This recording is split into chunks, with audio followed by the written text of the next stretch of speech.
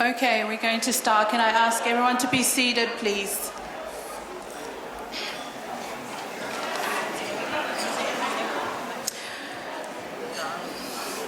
We acknowledge the traditional custodians, the Wurundjeri people of Kulin Nation, and pay our respects to their elders, past, present, and emerging, for they hold the memories, the traditions, the culture, and hopes of Indigenous Australia. We must always remember that under the concrete and asphalt, the land, sea, and waterways were and always will be the traditional Indigenous land. I he teo ke kamata koe ne tau katoa ngahi whawhini o kia e te whatulou mo e apasia ke mo akakai Wurundjeri o wahe Kulin. Aia o ana tolu ai kele kele o tau lo nukwai. Pe o tau whakapapai, motokai, ai ul moto ataki o Eneasi, lolotongan mo e kaha una foki. Ko pau mau pe ki tau mana tui ko e kele keleni talo mei tuai, isa. Na mo ngahi vai tafe, mo e tahina o ku kei whaalute katoa peia e ka kaitoton o e whonuani. Malo e lelei, kau whaafe, ngahi maheni, kai umaa e ongo whaamili kua hokosia e taimi ki kamataanga e konga hona tolu e tau polokalama kātoanga mari o e aha koe ni. Ke tau taritari ai e ongo whaamili who'ou mo e na kau whanonga. Kau atoa, kula, mo hamatao o potoa. Tuku mua ke talanga fua ke whekau ko whakawhawhanga e aki, whatongia i aki au e ongo whamili. Kainga o Eneasi Kavapalu me sia kowe ongo me whunga whatoto. Pehe ki he kainga o Melesete. Me he otumu o mua mo whunga whaua. Ke u whakatau kei atu ai toenga o ngahi porokalama o tau katoa ngani. He kua tau lawe he taua o whiawhia. He kua hoko ai wā o taha. Pea kua silai he fuakawa ai o tua ki he taingata. Welcome, welcome, welcome to the wedding reception of Eneasi Joshua Kavapalu, Savelina Maria Melesete Mailangi Kavapalu. Today is a time for their families and friends to let loose and celebrate together. While we encourage you to relax and enjoy yourselves, there is an agenda that I would like everyone to follow. And as the master of ceremony tonight, my role is to keep us on schedule, to ensure you have plenty of time to eat, plenty of time to drink, plenty of time to dance and mingle, as well as participate in special dances and traditions that we have planned for you. So I will require you to enjoy the celebration. There is house rules that I have mentioned before. No vaping, no smoking. If you require, it'll be out on the street. In case of emergency, follow the venue's fire warden, which is Frank. He's at the back. The bathroom and the restroom is at the foyer, and there will be no glasses on the dance floor. So, without further ado, I will hand over to the bridal side to introduce the bridal party. But as the MC, I must ask you for a few rules. You must remain seated as we welcome our newlyweds and their wedding party. Do not jump up and dance along with the bridesmaids and grooms, please. This moment is dedicated for them, not for you. Also, show your appreciation and joy just by your seat clapping. Furthermore, remember that the dinner napkins are for your meals only, and they are not to be used as the dancing props. So your cooperation is expected and appreciated. Thank you very much. Aia ka hili pe whahoani, pe whakawhailaki at lewa ai o ngā family for all, Mr. Eneasi Kavapalu, mo hoa o whanga, mo na kau whanonga. Sambona ka tala whalanga, malo lelei and aloha. Kopi ngā ko losaline lei aloha, whata whehi, Kavapalu. Koe kawa he ngai whangatua whawhino Eneasi tau wha. Ka kuai e ni ihia mō tolu, te mō ekea hapawhonga. Ko kita, koe ki wha kita a Melesete ihe e ki. Pe akuloto lelei pe ana TV, pe ke Melesete lahi. Ke uhoko koe ki te hina, whai whatongia whakawha ma Maria Melesete ihe whiafko e ni. Koe ai, without further ado, without further ado, please, ladies and gentlemen, put your hands together. Introducing our guest of honor today is Savelina DJ, hit me!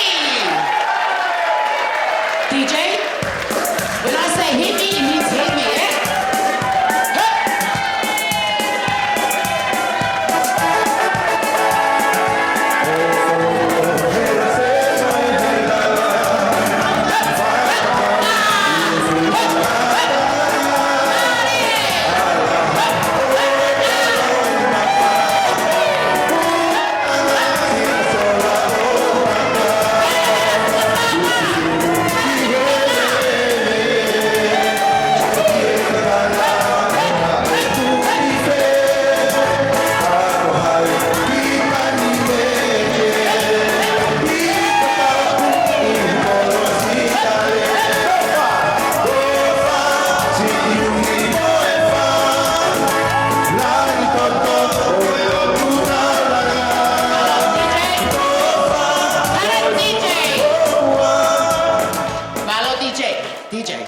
When I say cut it, cut dia DJ, yeah?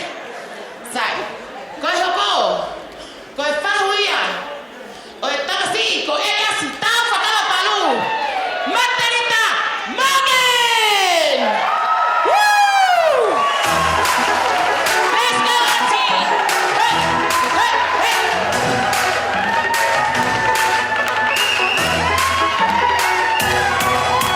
Every seat back out.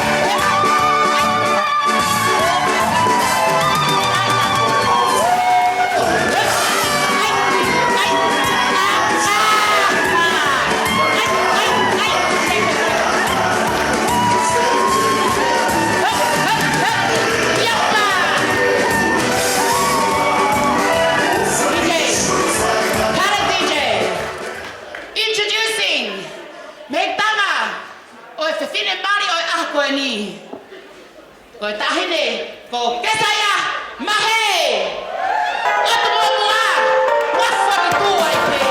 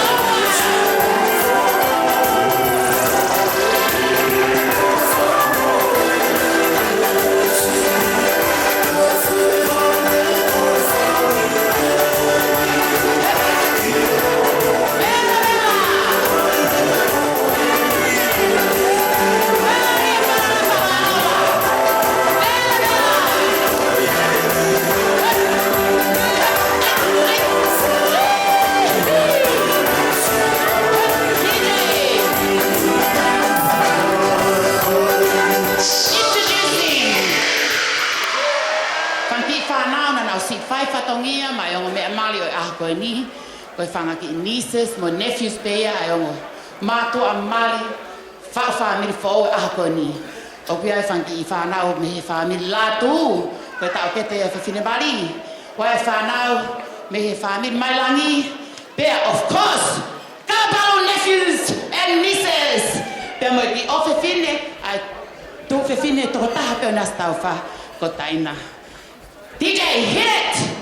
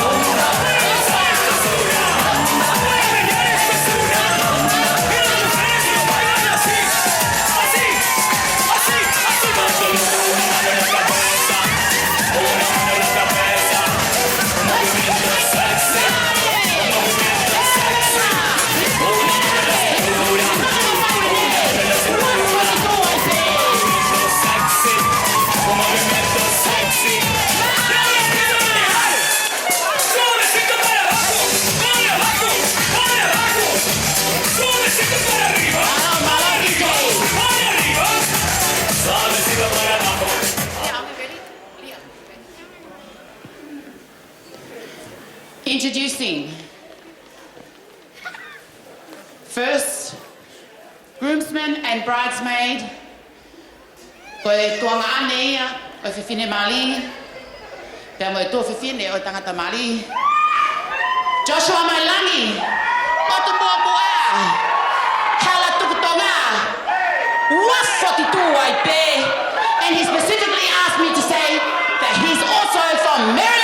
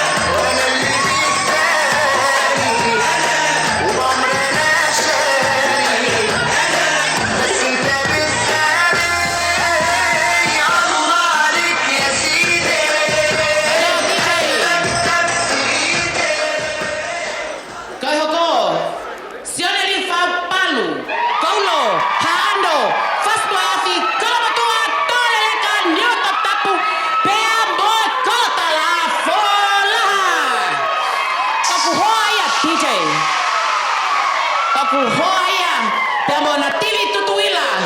Nei, wafoti tu ai pe, lato mawhanga, hala tukutonga DJ Himi.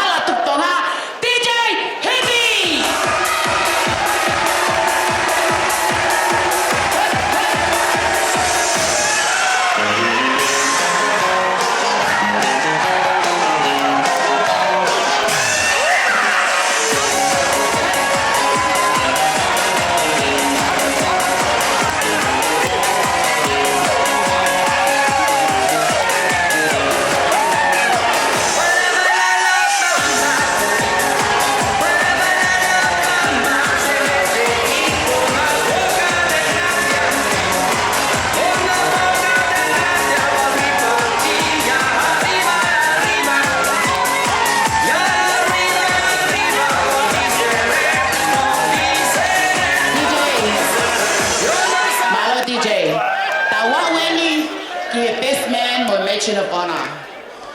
Koe best man, koe te hina sisi tahaia, koe tangata Mario aha koe ni. Ko ngalu Kavapalu. Futko hola ni, maka ko pauli ne. Tuna wha toto, koe ko toko mea.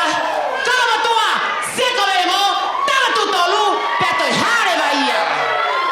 Oku hoa ia, moi mention of honor. Koe te hina sisi tahaia, o fefine Mario aha koe ni. Ko Mailangi, namuka atmo boa, temo wafu 42 YP DJ, give it to me. Ladies up in here tonight, no fighting. We got the refugees right here. No fighting. Shakira, Shakira. She can dance like that. She can dance discrimination. Como se llama? Shakira, Shakira.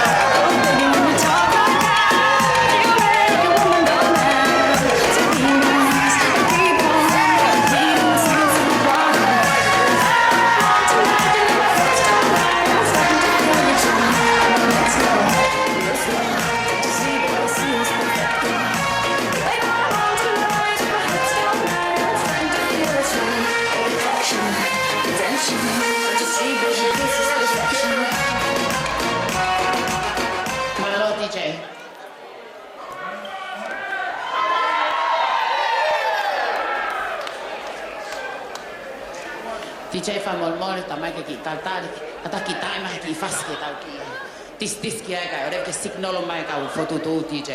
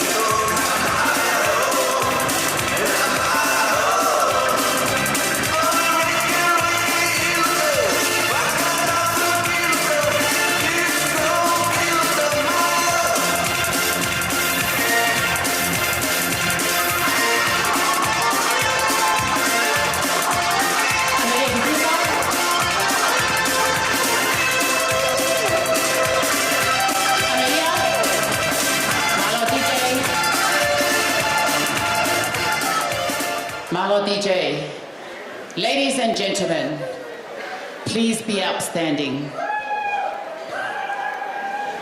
Ke tau tari lelei, ai o mātua langa whamiri fo o ihe e ki ihe ako e ni. This is the day that the Lord has made. We will rejoice and be glad in it. Introducing the newest Mr. and Mrs. Kavapalu, Koi Krum. It is time for Kavapalu. Melesete Mailangi. Ano he hea. Tawa tutolu. Seka ve yongo. No, I'm sorry, we don't know. Kono waifi. The newest Mrs. Kavapalu. Ko Savelina. Mailangi. Kavapalu. Otu momoa. Hapai. Wafotitu. Halatuktonga DJ. Hili. Please put your hands together. Ladies and gentlemen, welcome the newest Mr. and Mrs. Kavapalu.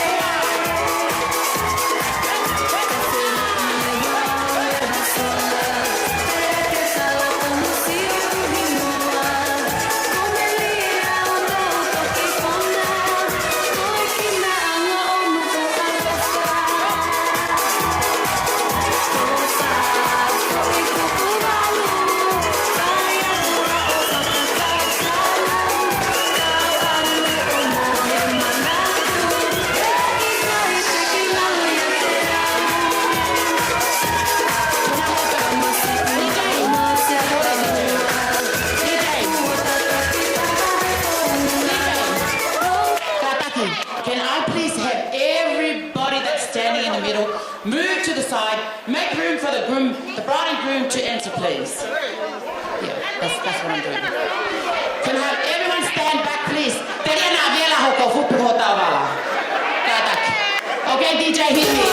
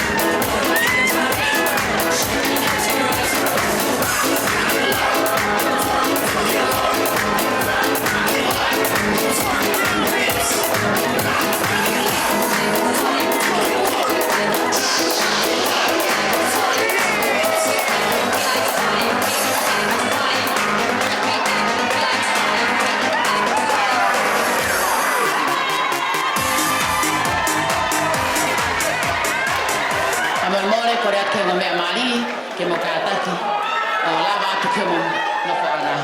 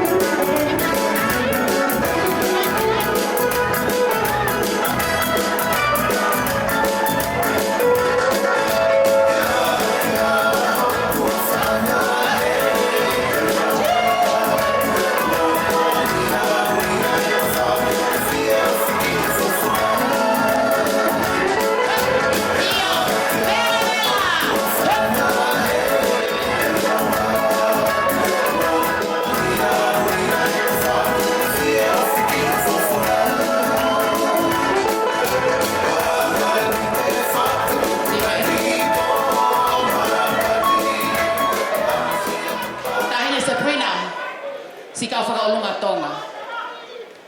Ko si ngata e si e te whai whatongia. Ko kore, hu whanga atu he eiki toi tuu. Te lia na iaha whatongia e whihala aki. Ko kore, hu whanga pehe tata o eiki toi tuu. Ko iai, ladies and gentlemen, malo lava whai whatongia, please put your hands together for our MC for tonight, Cecilia Latu Kavapalu!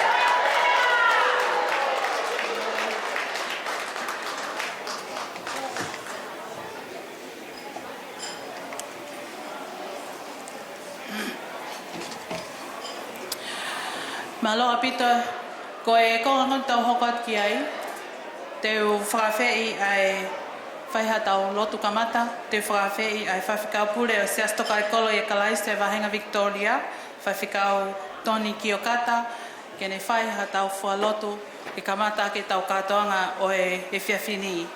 Hili a ko kole atu ki he whahinga ko wahe ki ai anga helea me ta whaaki ai whae me ta whaaki ai tamasi mali me ta whaaki ai tahine mali ke teu mai anga helea ko ia i he hiri ko ia ai taim osi pe me kamata ko e tau fualotu. Ko ia e taini mi te tau fualotu. May I ask please for all those, the non-Tongan speakers, we are going to have our opening prayer now by Reverend Toni Kiokata. Following that, we will have the speeches from the bride side and the groom side to be on standby, please, that you'll be next. May I also ask, for those that are watching football while the wedding reception is on, please consider respect for our guest and for the rest of both of the families for our program tonight. Malo abito. Kore ke wha tau lotu. Mo hiwa mai a vesi taha pe eiki koe ofa a au.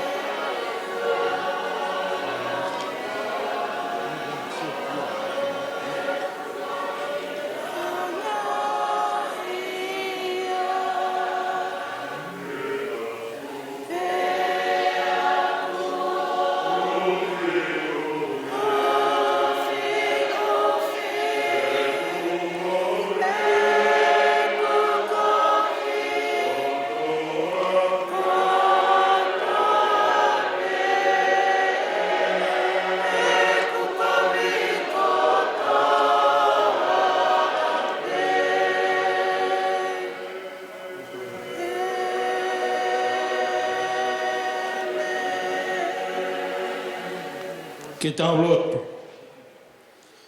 E si hoa koe o tua o ngā hikau tau.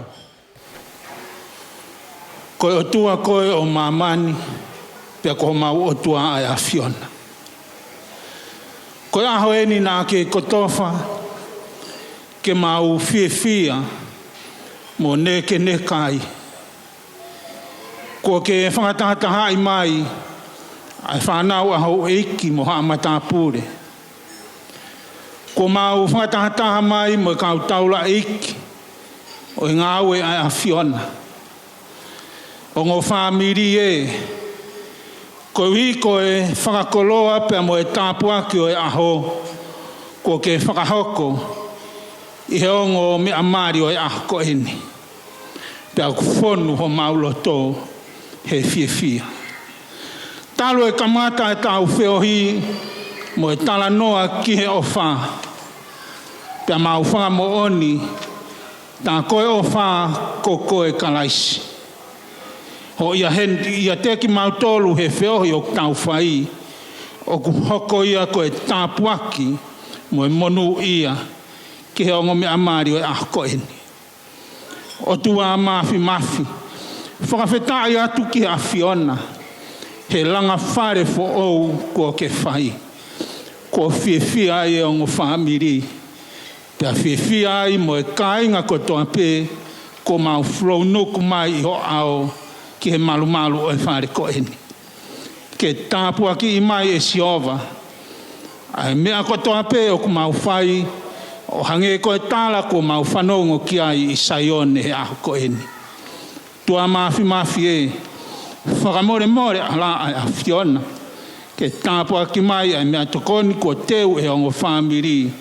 Ka tō Eneasi ai ongo mea mare o e ahoni mo ki mau tolu ko toa pē, tu ke mau ai a iwi mo e mālohi, hoko atu e mau whakamo oni ma ai a Fiona, i ho huawha ko mau whakamo ui. Amen.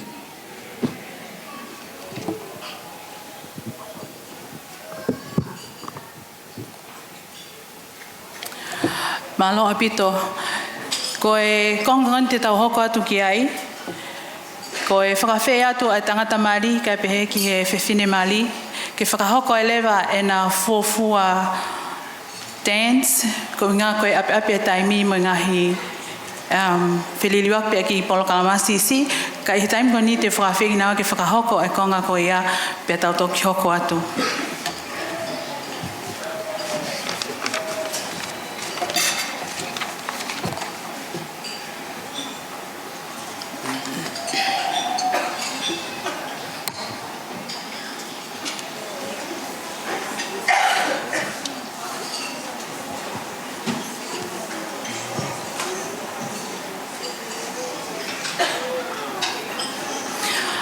Whakatulau atu pe ki hau eiki o me a Savelina whawhanua.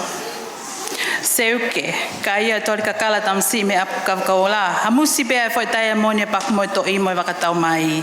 Ke whetapaki i he hala salo te e apu koutou huni. Tau paspasi mai ai tahine mali, kai pe he foki ki he tamasi mali. The Mr. and Mrs. Kavapalu with their first dance.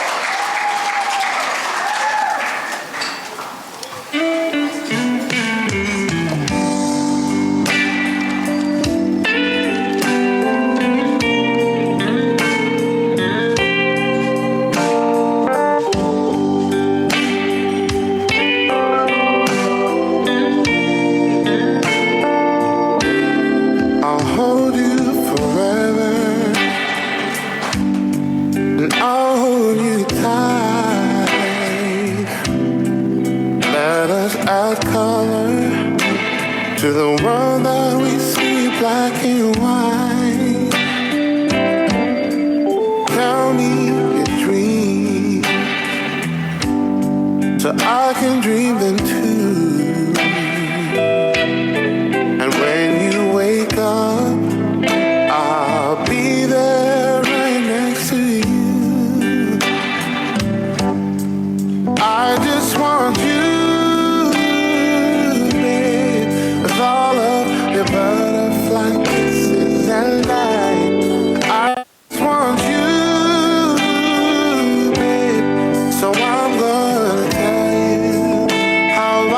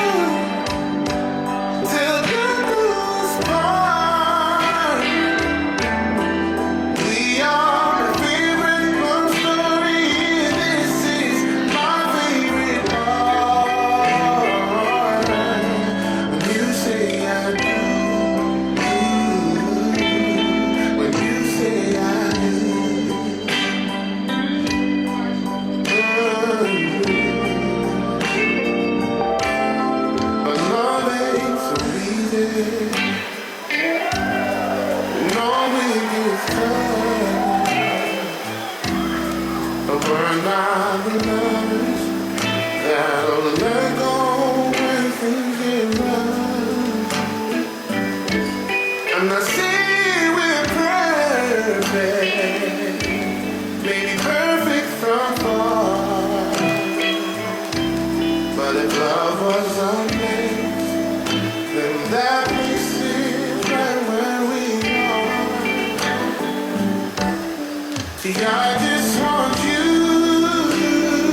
babe, and all of your butterfly kisses I like. I just want you, babe, so I'm gonna tell you how I feel. I'm gonna love you and treat you right. And I'm gonna give all my love to the shadows, all dressed in light. I'm gonna love you till death do us part. We are my favorite love story. This is my favorite part. When you say I do, when you say I do, when you say I do, when you say I do.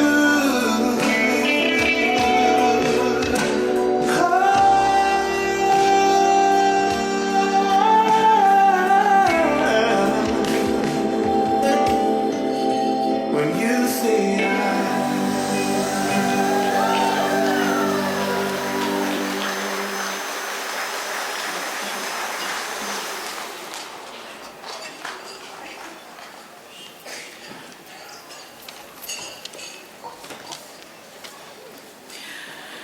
Fetu pongpongi, whakamole pe longolongo a, pe ko kei, ko le pe ke whakamalo atu he ngahi talafa tap kakato e whanua I he hawhangani.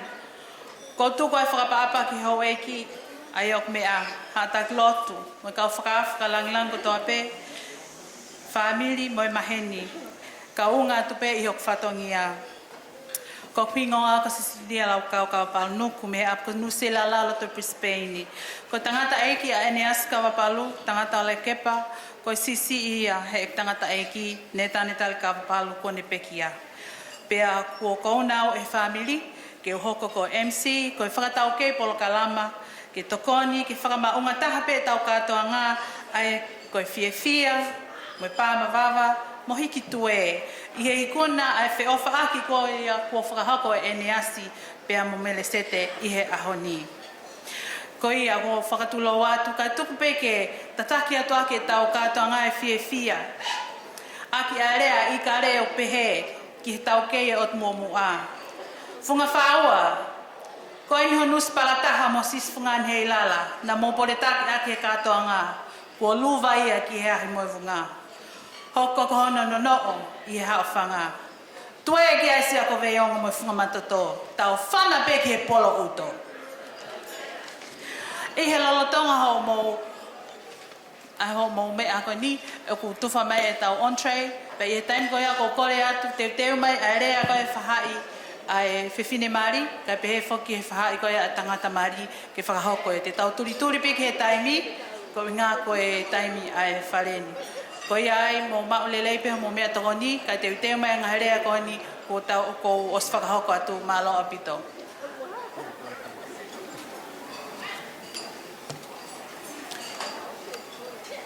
Ko le peke tāmea ke tā tāme pēha whas ki whakaholo aki ai ilo. Mo tau taitari ki he lea ai whahai tamai, pe lea me he whahai ai tangata mo tahine mani, malo.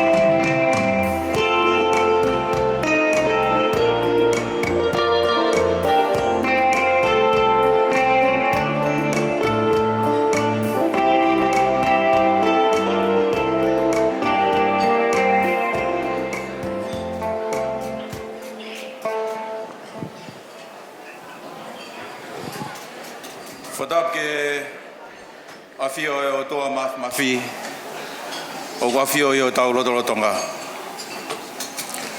Whatapat ke whanaho weiki. Whatapatu kia kula. Pehe kia kauatoa. Muhammad Apure. Whatapat ke tangataik whaifkau. Nāne whakakato e ngāue o aho koeni. Kau mā e kau taulo eiki. Tau kau whatahe whiaf koeni. Whatapat ki o ngā whahu. O atu e whatap mawahe.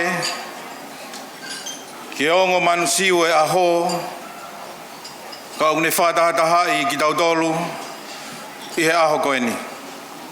Eneasi tau wha Kavapalu. Kai pehe ki o hoa ofa ngā. Savelina, Maria, Melesete, Kavapalu. Whatapatu ki hong whamiri. Whatapatu ki hong mātua Eneasi. Ka maa ai hong mātua a Melesete. Whatapatu ki kai ngā ofa kotope. Tau kau whataha i e whiaf koeni. Kula, o whatulo atu. Ka tupe mua ke u whakakato e whatongia o e ahoni. Pene ongo ko huuheni o longoa i he pangai koe ni. Ka kou whaamu pe i he whiaf koe ni. Ke u whahadu ai motuani. Ka moe ku pikinga ki a Eneasi tau wha Kavapalu. Ko hoku hingoa ko pauriasi tuitu yoho. Ko mau tupu anga me whewhine. Ko mele tau alii. Pea mau hoa a mele tau alii mo e tangata pea mei fisi. Pena iaia ene whanau. Ko e lahi taha. Ko se misi tau alii. O kutupu ai e tangatai ki whaifkau. O tau kau whatahi e whewhini. O whaifkau se misi tau alii. Pena iaia hano ngō tu whawhine. Ko e lahi taha. Ko i lai sāne. Sio kāpesi, tauarii, plakulu. O kutupu ai e motua koe ni. Pena e rewa hono te hina. Ko wāwāhea, tauarii, Kavapalu. O kutupu ai a tangata o la kepa, uiaia Eneasi. I he whiaf koe ni. Pea hoko hoko ai pēa e whamiri. I tangata o la kepa, tauarii. Mo se whangpo, se sangare haunga, e ko tui be i e whiawhi koe ni, o iai be ngā i whakafofonga, o tau kau whataha i e whiawhini.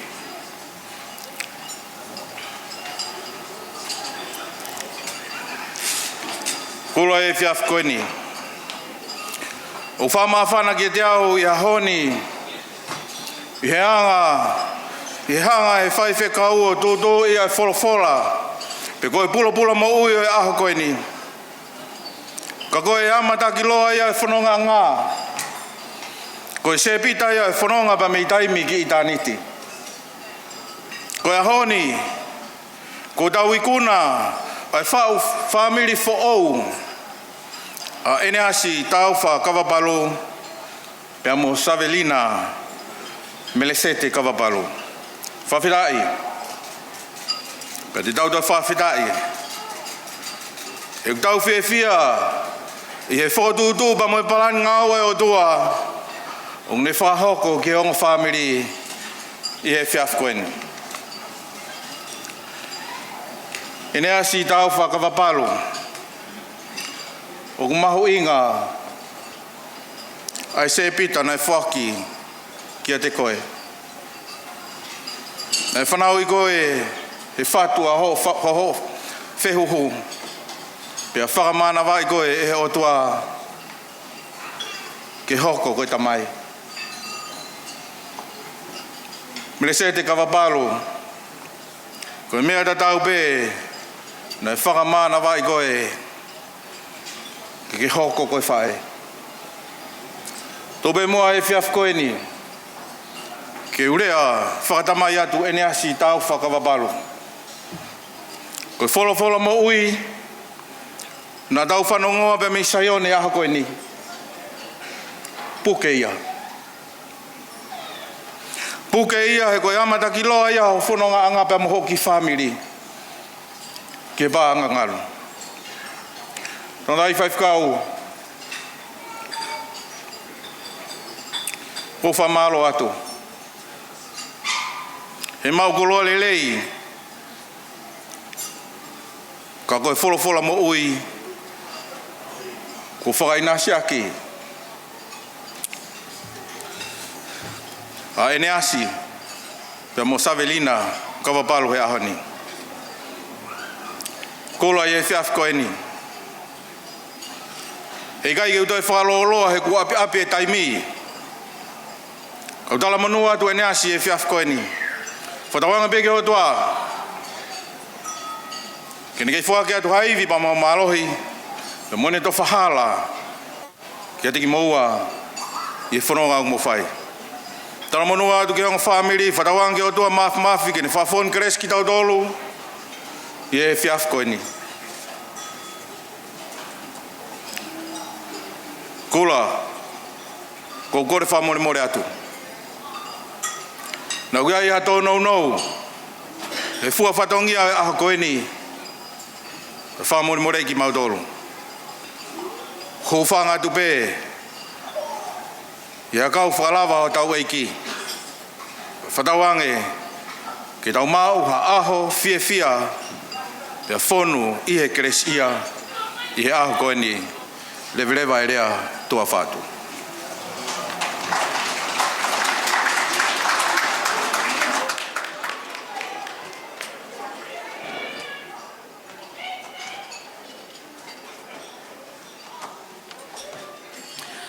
Whakamaloa ki he lea e ta whaaki ai tamasi marina e tō whahoko. Tau hokat lewa ki he lea e ta whaaki a Savelina. Aia e whakahoko ia e tainimi pe ahiri ko ia ko kore atu ke teo mai lewa ai father and daughter dance ka pēwho ki he mother and son dance e whakahoko ia i e osi alea ai ta whaaki a Savelina pe a teo lewa pe mo e tofu ke tau hoko atu ai malo apito.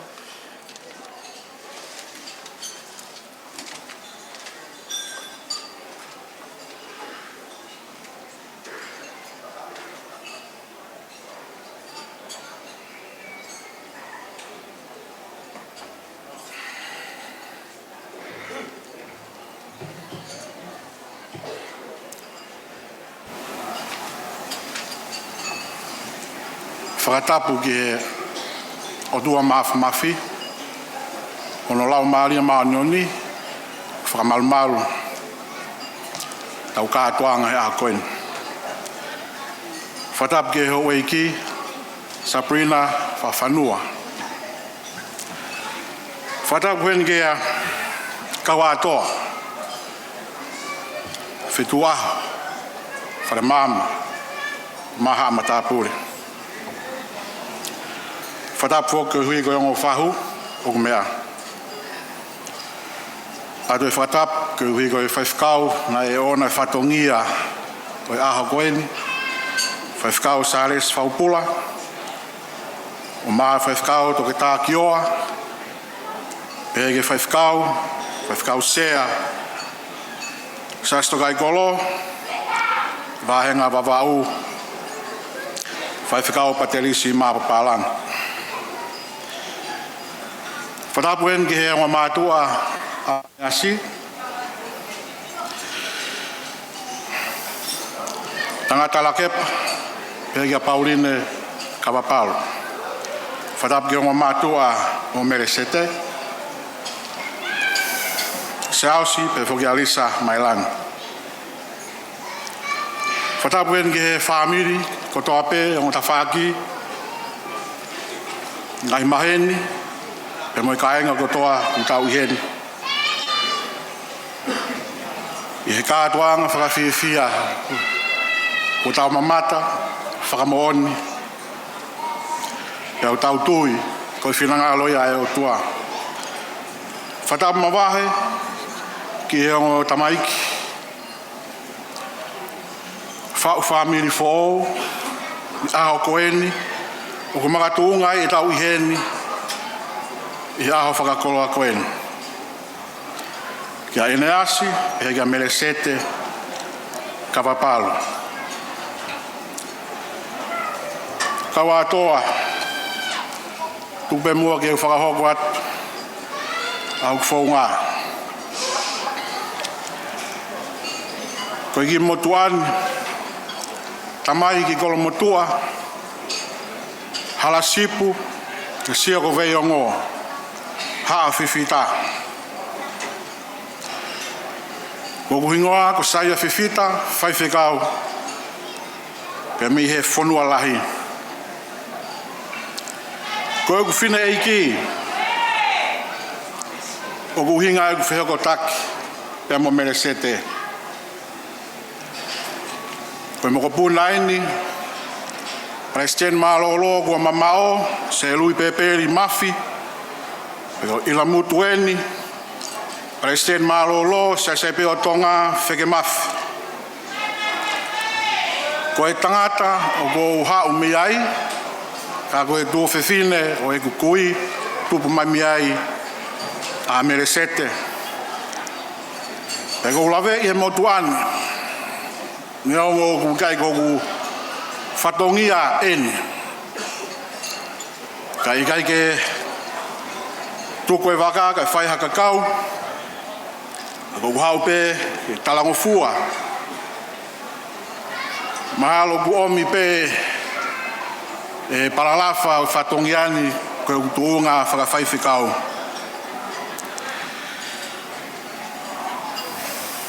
Kau atoa. Ko e kutua koe ni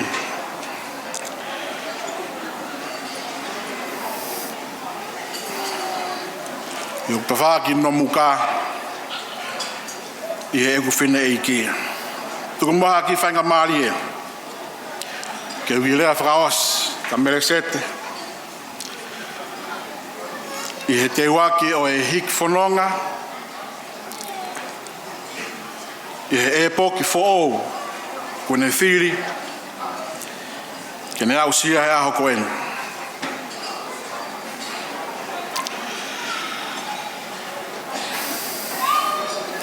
Te utanga ki hoku mata ki hangahi mo unga, e hao mei whē hoku tokoni.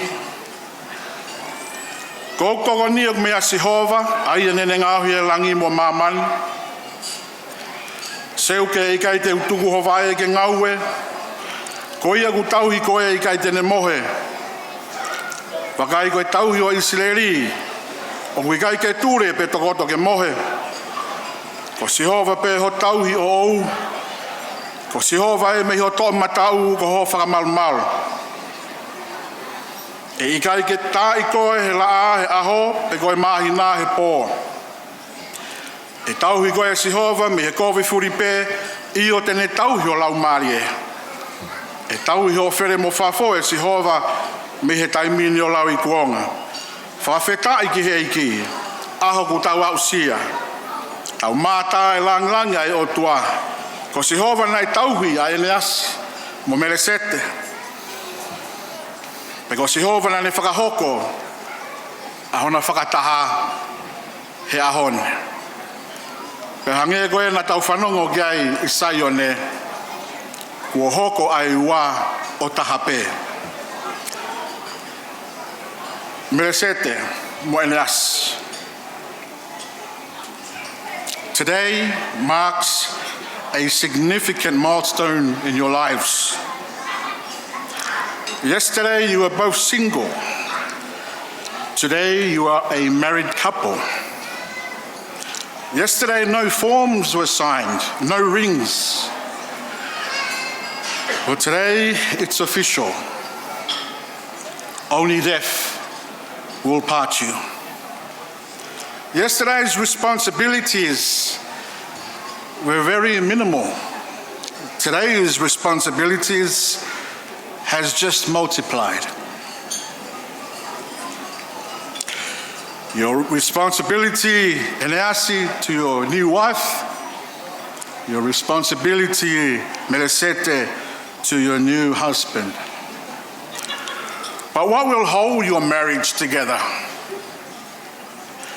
What will carry you through the storms of marriage in life? What will keep the joy and peace in your family? What will hold your faith through circumstances, through hardship? What about when there is abundance and success in your family? What will keep you humble and abased?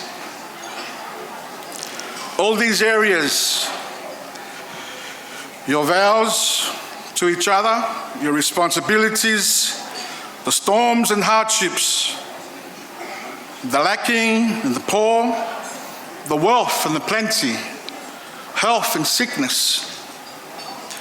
So many marriages and families break down in any one of these areas.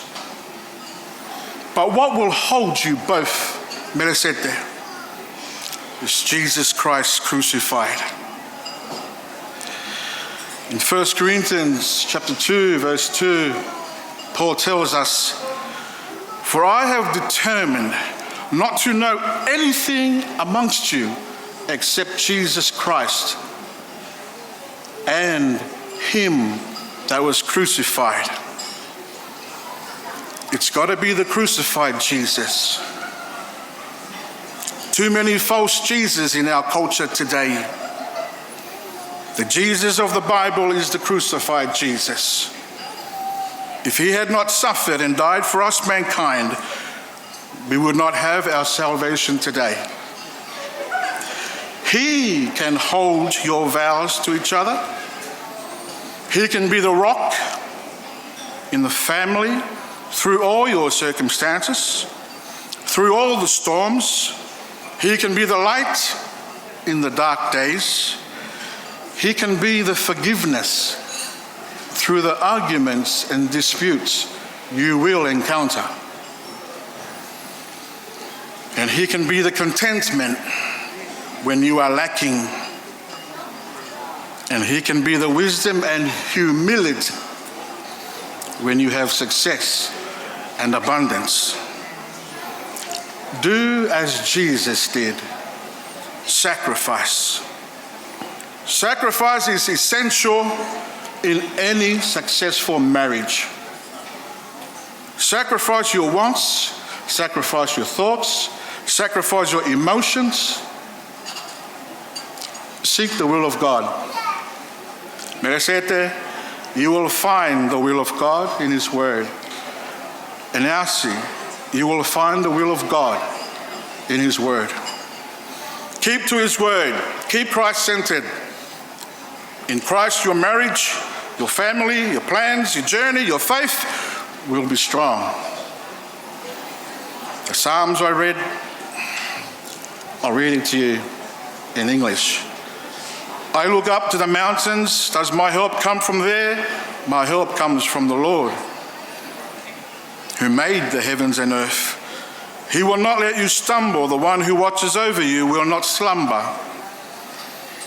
Indeed, he who watches over Israel never slumbers or sleeps. The Lord himself watches over you. The Lord stands beside you as your protective shade. The sun will not harm you by day, nor the moon at night. The Lord keeps you from all harm and watches over your life. The Lord keeps you, watch over you as you come and go, both now and forever. Ko maua o whalahiat ka te maua, Eneasi, Melesete. Eneasi, if there ever be a time, if there comes a day where you think you can no longer carry on, ka ua aho pōpō uri homo whanonga. Kau ke whakaukau kei te toi lao. Please return Melesete. Her family will always be here. But I pray to God that the Lord will hold your family, that there will never be such a day, that your marriage today will endure as long as you have the sacrificial Lamb of God, Jesus Christ, in your family. May God bless you both and keep you. May his face shine upon you and be gracious. And may he lift up his countenance upon you and give you both peace from today until the day of our return of our Lord Jesus. God bless you both. O whalahiat. Wa whakalaisi, lewa malo.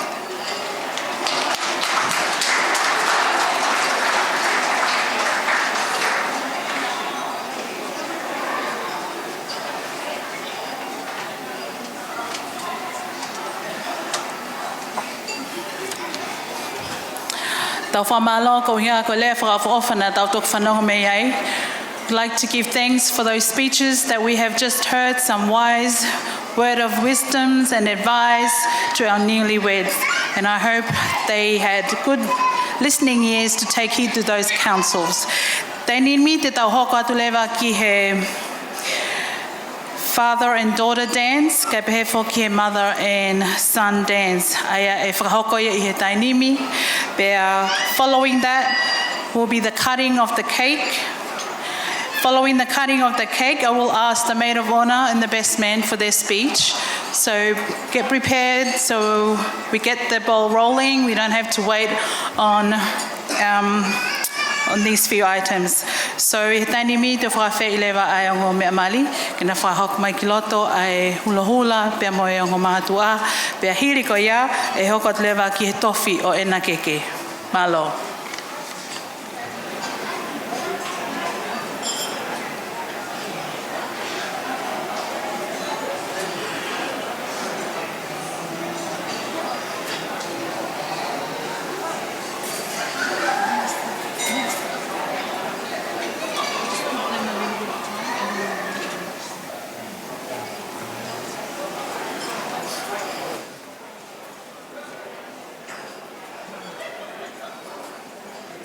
For all those times you stood by me, for all the truth that you made me see, for all the joy you brought to my life, for all the wrong that you made right, for every dream you made come true, for all the love I found in you, I'll be forever thankful, baby.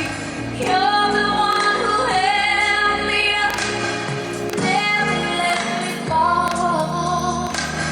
You're the one who saw me through it all.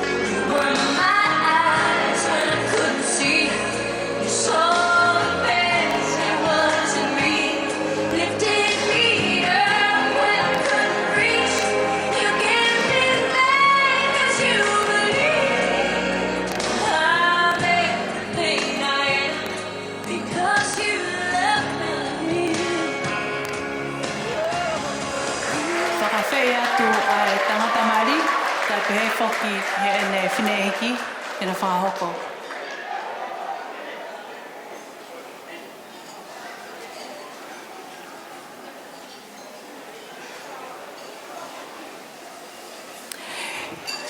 Hiri ai whahoko ko ia he tangata Māori e ne hula mo whine hiki.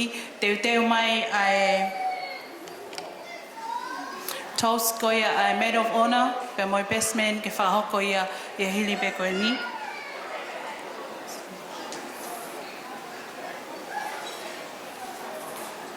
Kata ke ospeni pe a whahoko lewa tofi na keke, pe toki hoko ki he toast ai Maid of Honour pe moi best man.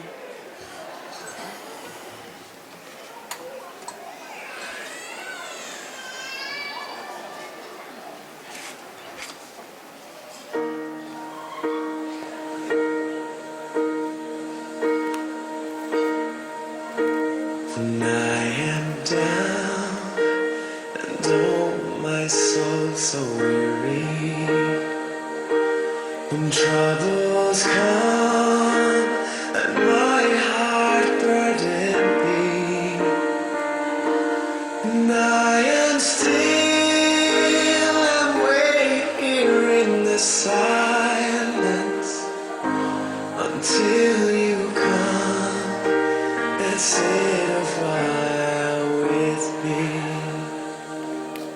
You raise me up so I can stand on mountains. You raise me up to walk on stormy seas. I am strong when I am on your shoulders. You raise me up to more than I can be.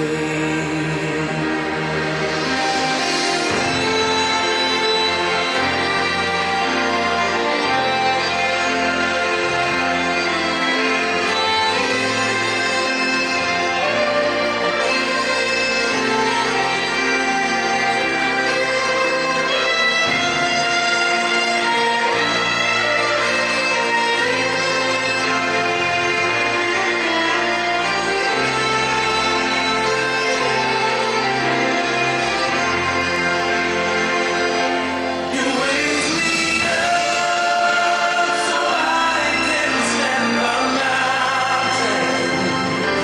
You raise me up to walk on stormy seas. I am strong when I am on your shoulders. You raise me up to more than I can be.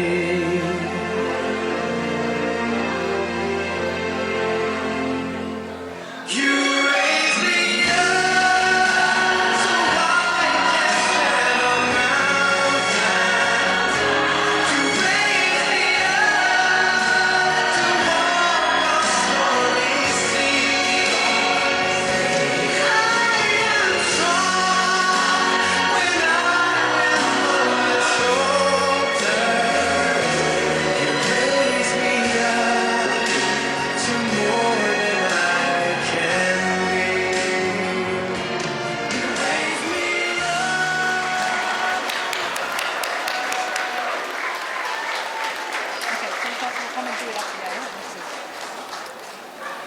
Sai ko kole peheni ki a Eneasi ke pehe ki a Savelina ke na no whai pei lalo heni ki he tofi o ena keke whahoko i he tainimi. After the cutting of the cake, we will hear from the best man and the maid of honour. Hili ai toast ai best man and maid of honour. Kole atu ki he whahai ai whangawhae. Ko mo taimi le vai a hoko atu ki he whahai. Ai whatongi a whangawhae a Savelina, pe hoko ai whatongi a whangawhae a Eneasi. Ke mo teo mai ki ai malo.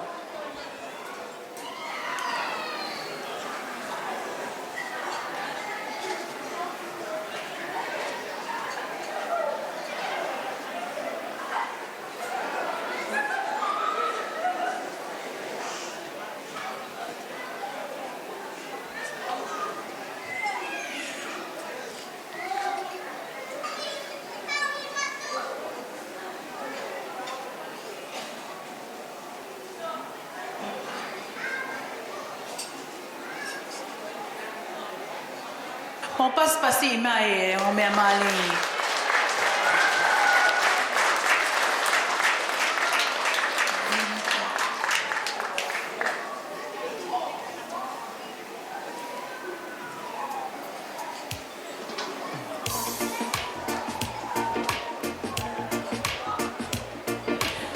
Taim konto taitare ki tofina keke, kore pe ki he maid of honor, ka pe ki he best of men.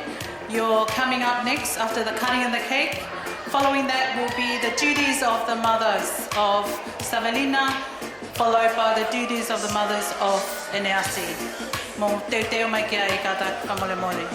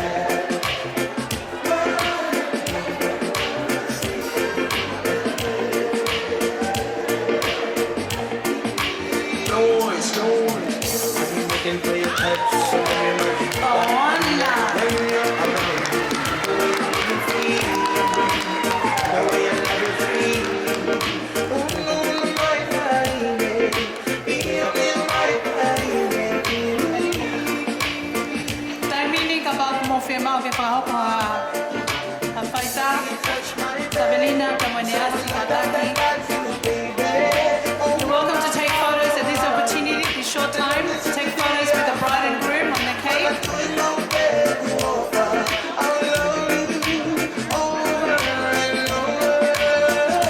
So this is an opportunity for Kavapalu, Sabrina, Fafanua, Kapeki, Fafikao.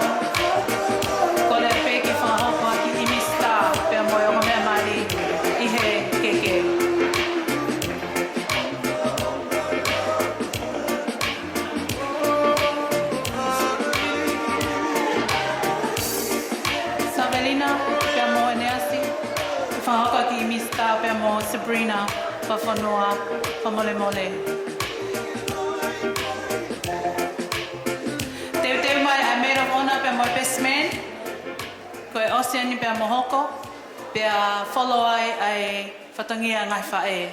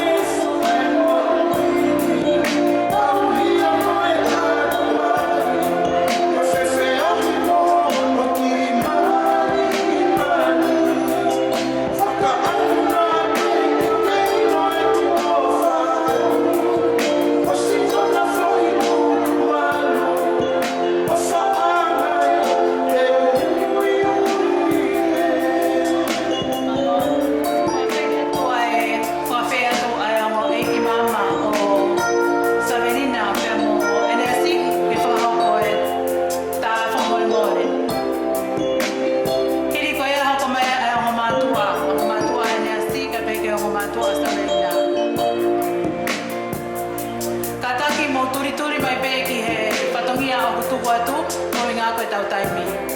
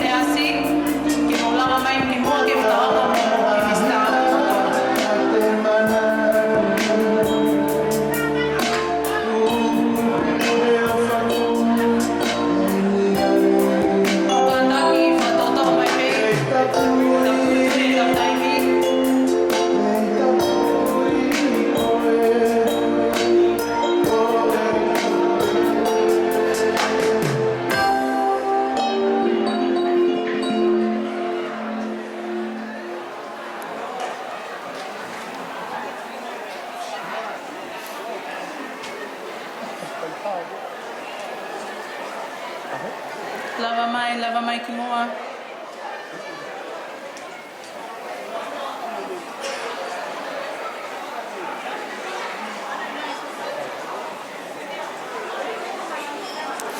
Ka Taki mai e family Mailangi. Where are you? You are needed at the front for a photo, please, for a family photo.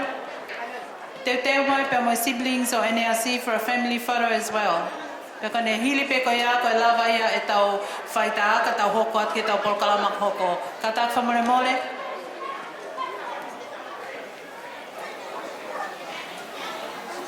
Hili anga hi whaita ko ni, te teo mai ai best man, ka pay for care maid of honor. Pea hiri ko ia e whakahoko lewa e whatongia a ngai whae me he tawhaki a Savelina, pea hoko ki tawhaki ko ia a Eneasi.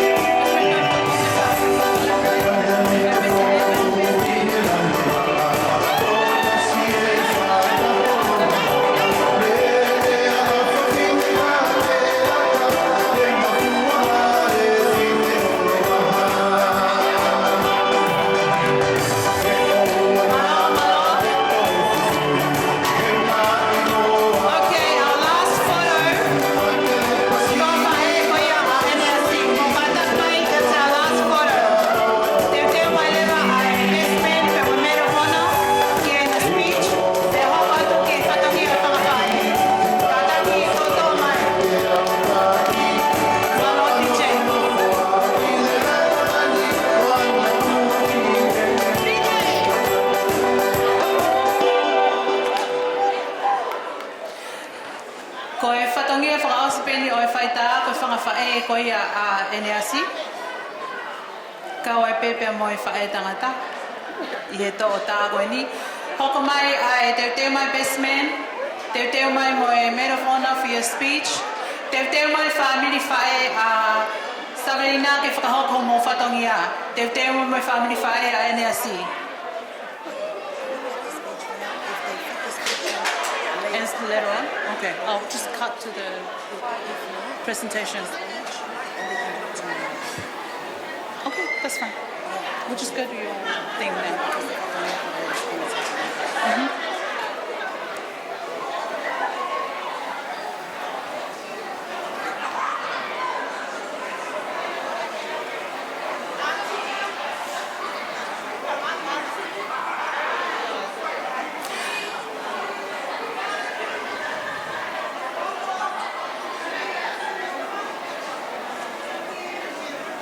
Malanga pito. Ko lava ia e tau whaita. One more. You have 1 second. 1 second for one photo. I he taimong tau taitare ki he whaita whakaosi. Kore ke family ko ia o Savelina whangawhae. Ko mo taimi eni. Pea ko toast ko ia a maid of honor pea moi best man. O ku ki taha ia ki mui ka whakahoko ai whatongia koe ni ai whangawhae a Savelina. Te mai mo e whatongia whangawhae ko ia a Eneasi. Ke hoko ia i e os ko ia whatongia whangawhae. Malo pito.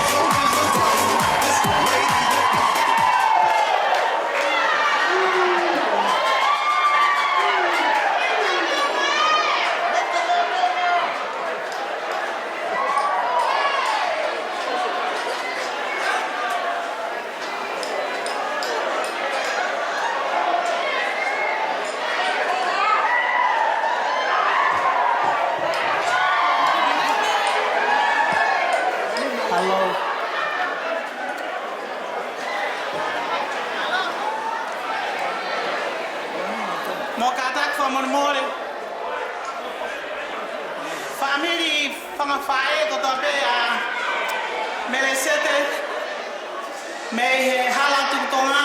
Mokatak o marking time ki mui ki he o kuta run behind it au schedule mo whaeni na turi ki ta dol ki tua. Mokatak for Moimoi whangawhae whatoto. Tamai tangata mo wo mua ki he ki ta wai ki to pe.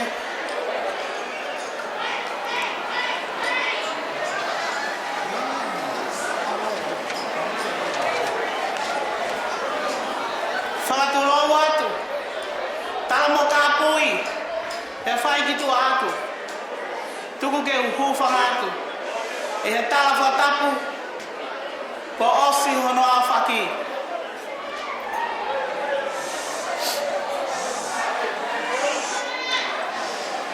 Mo kātaka whakalongolongo hi whakawhanua ai ki tau mawewāu. Ka halatu atu se te tala whatongiani. Ko hoku e whinanga ai. Ko whangawha e masiwa mo tae i loa. Peneo mo tu tai ki ai taimi. Pe ma lolo ai aho mo hono tala. Ka honga mo ni ho ma loto. E ma ka mai. O tatau ki o mo family he aho ko ini. Ka wa toa. He kai te ufosi si ho pangai. Te ma fana be bela au ho ko me akotoa. Talu pe me he aho na ke hufi ai ho mau ki lo te fare masiva. Whaka ilonga i pia tewe aho koe ni. A eta COVID-19. Koe aho ni. Ko whai ka pakau. Pia whakatuputupulangi e hala tuputona. Ta e hano tataua e mau ofa. Ihe e mau whakalangangi. Mo mau ngari whewhine. I honga ia mo toka i ko mau whai. Ko lava sayone he aho ni. Whakawhitai pe mo i whia. Whunga sia ko beiongo. Tupu ke whakamaringa atu. Ki he whanga ko ala whaki he lotu. Esa, na ngalo apea maka ko pauri ne. Mo i whiri kakala tonu mo mata poto ki he vai o moko. Whakamaunga ki he whine e toa aho pane lolo. No pona ai hoku kafa loto. Ko e whatu whalani. Ne whai me i whare la lava. O e tauranga wāke ke utoki he aki ha aho kātoanga. Whai hono namo ai ke uluwa atu. Luwa ke osi, luwa hapu kotoa, hiki mo e whariki. Only ki hapu o whaanga. Pea ko e ni a kau atoa. Ko mahino e sila. Ko e na ko mālohi a Tonga. Ko e kakala e whiwhine Tonga ata hono kulukona. Langa kari, hei lala, ngangatu mo te lolo, koe pua ne utoi o atu, koho kakala tau rewa, he paa ngangalu.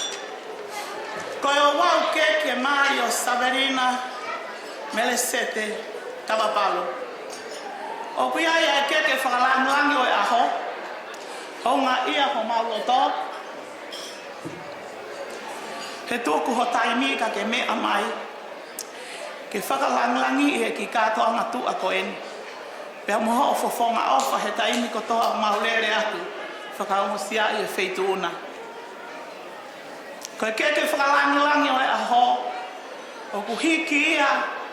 Aki ai whalafihu wa mokumi. Au fiake ai whātu walu. Whakamolu aki ai kie tonga whātu whā. Pea mohono kato riki vai. Hiki kotoa ia koe mea e ki tahine ko Savelina lata i wharewhehi whakawhanua.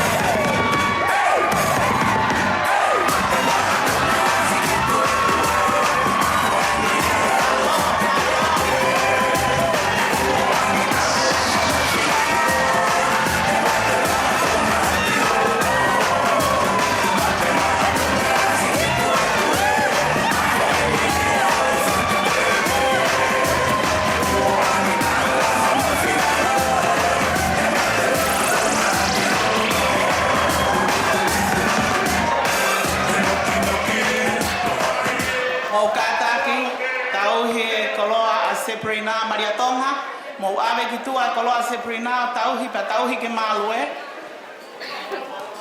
O mia ki moani ki ta whaaki tō matau, o tauhi ki ai. Mo kātaki whatoto mai.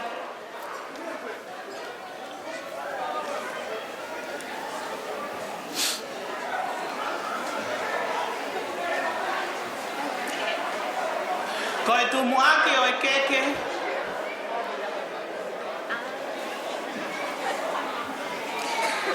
A Savelina Melesete Kavapalu. O kuhike aki ia. Ai whala paongo tolu mokumi. Awhi ake ai whātu walu. Whala molu ake ai kie tonga palawalu. Pea mohono katoriki vai. Pea pehegi hono nofoanga o Melesete. I hono kawa.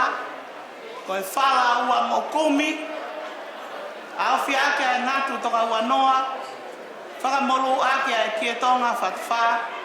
O ku Moimoi koto aia ko mea ai whahu o Melesete ke sa ia mahe.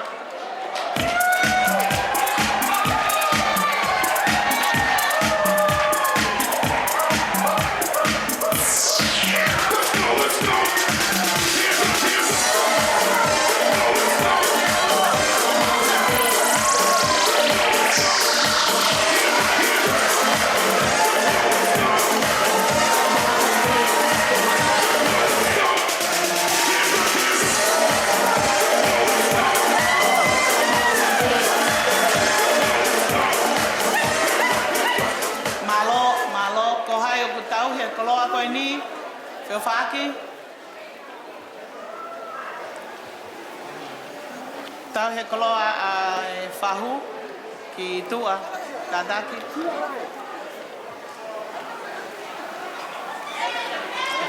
Whatoto ka mo te tawhoki.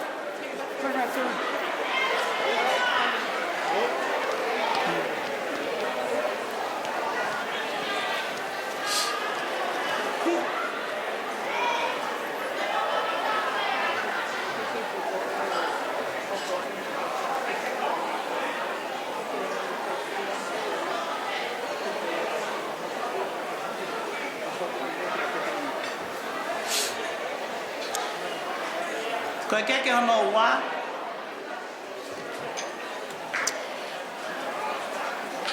O kuhiki a kia ai whalafihu uangopumi. Aofi ake ai whātu walu. Keke ake ai kia Tonga whatwha te mohono katori ki vai. Koe mea kotoa ia. Ai whaife kausea wahenga wawau. Paterisi mā Papalangi.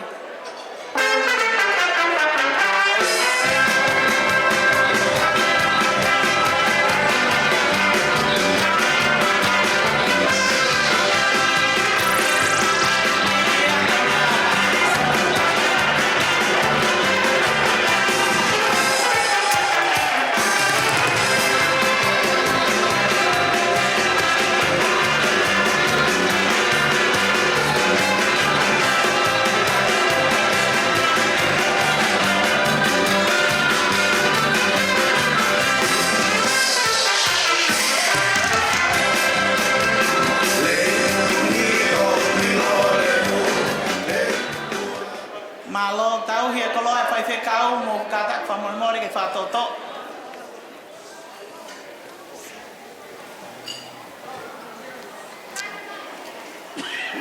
Koe keke hono tolu. Keke hono tolu. O kuhiki a kia ai whala wangokumi. Aofi ake e toka wanoa. Whakamolu ake e kia Tonga whatwha mohono katori ki vai. Koe mea ia a whaifekau, whakalau marie, a Melesete Kavapalu, whaifekau pure, wahenga tāwini, whaifekau whasi tui holoaki. Ike a mawhasi holoaki.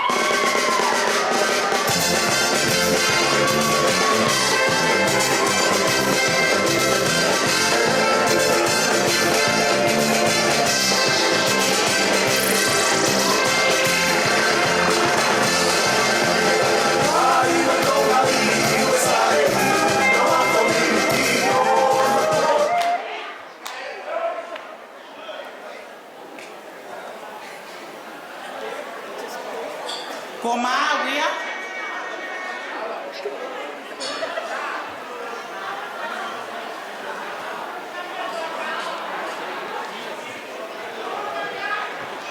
Ai koe keke ano tolu, o tau hia koe keke ia whaifekau pure wahenga tāwini, whaifekau whasi tu holoaki, koe whaifekau whalau marie ia Melesete Kavapalu.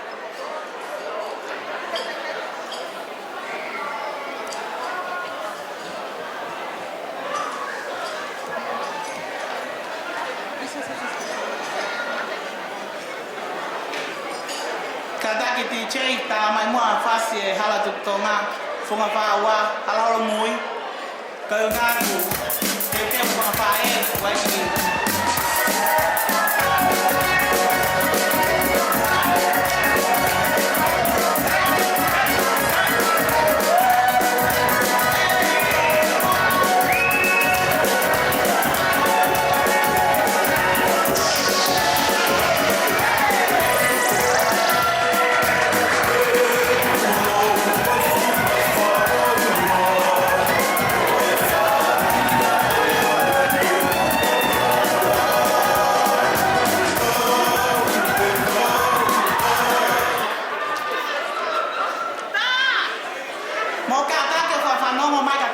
whai. Koe keke koeni na aku toki ose kui atu.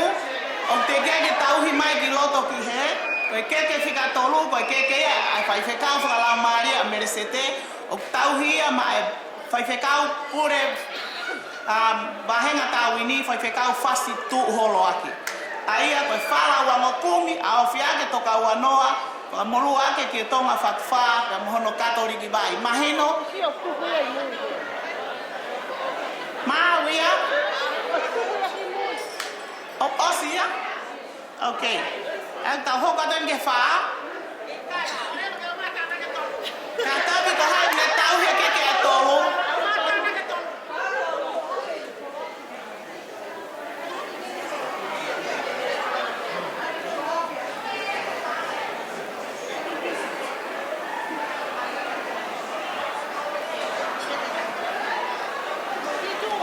Kumau e tolu.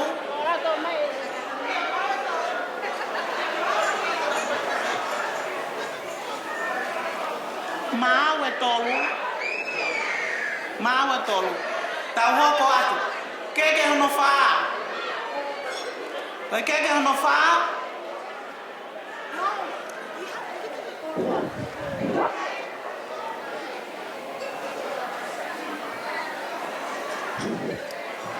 Tiri. Keke lahi. Keke lahi. O wanga masi hena ke o hike fufoi keke papela koe koe ke lava he fine motua wha e ia koe niu mamafa. So kai tai. Mo kata. Ai koe keke hono wha. O hike a gia e whala fihu wa makumi. A o fiake e whatu e whatwha. Whaka molu ake a kia Tonga whatwha ka mohono katoriki bai. O tauhia koe me aia e whahu o Eneasi Kavapalu ma terita moken.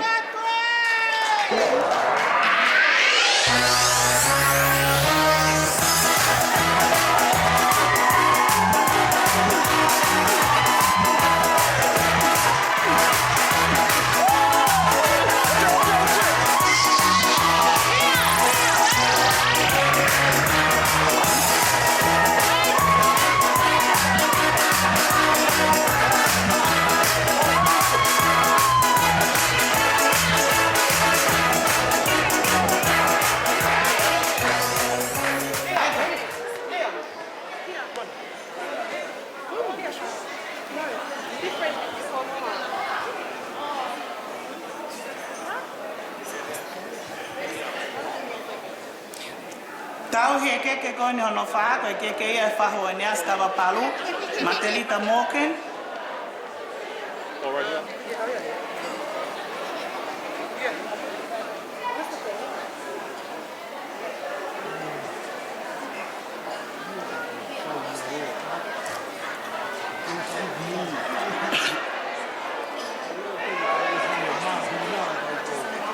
Okay.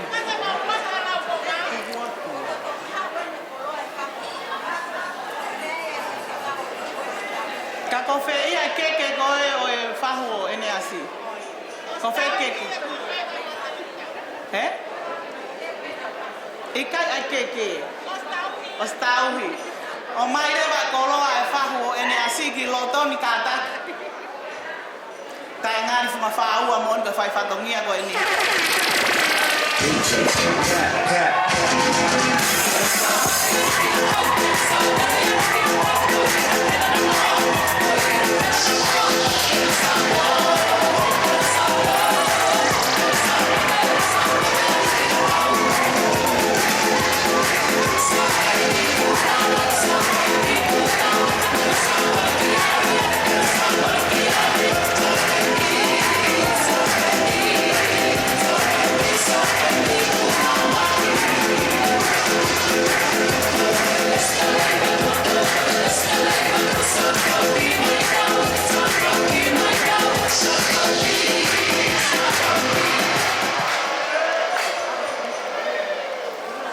Tau he keke mo e koloa makerika moken ki tua pa tau heke mau.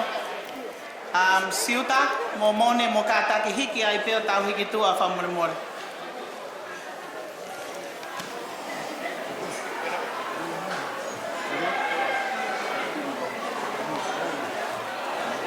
Malo.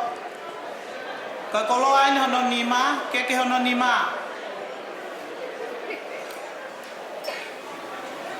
Keke hono nima, o kuhiki agia. Ai whala ua ngokumi.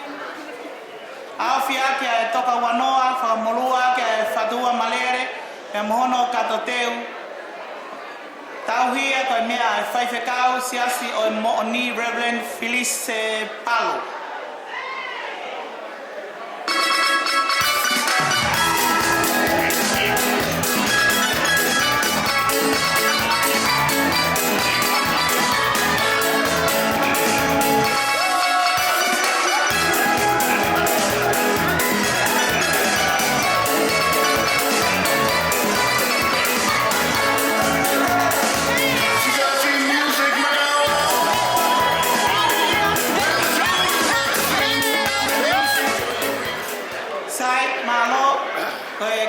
Ni mama wi ai ko me ai o hiki ko ke Reverend Felice Palu.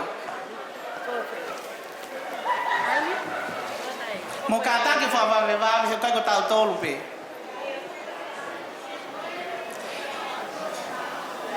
Keke ni hono hoko ko keke ia hono no. O hiki akia ai fala wa ngokumi, au fia ke toka wanoa, fa molua ke fatua malere pe mono katoteu. Koe mea ia a whaiwhekau o siasi tō kaikolo ia kalaisi o Pensacola, Reverend Brian Saia Fifita.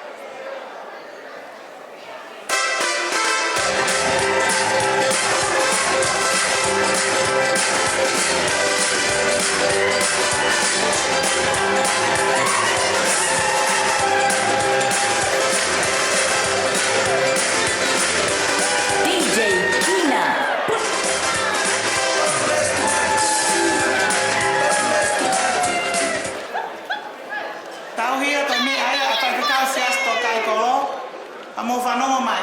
O te tā DJ ia he hoko atu koe ni tau te tā whai walahi pēr nai, he? Kai ai te wā. Tauhi koe me ai a whaiwhikau siaks to kai kolo ia kalaisi o Pensacola, Reverend Brian Saia Fifita. O si ia maa. Keke hono fitu, kātaki. Ko hai tauhi kia keke koe nā whaiwhikau Saia Fifita. Koe keke hono fitu, o kuiki aki e whalawa ngokumi, awhi ake e toka wanoa, whamolua ake e whatua malere pe mohono kato teo, o whoaki e keke koe ni, koe keke ia e toka biriami takau. Mo kātaki, keke koe ia, koe keke ia biriami takau. Ko biriami takau, koe moko puna ia, eiki mama, ai tangata eiki a petirisa. Pe tau pehe pe ma ko whahuloa. Ka gloto pe a petirisa ke whakalanglangi a Dr. William Takau, ko uhi ko ne whakaungosia ke hen mo ki tau tolu, i he aho koe ni. Mo kātaki o mai he kai toi tae TJI ko hau ke bawe ka hoko atu.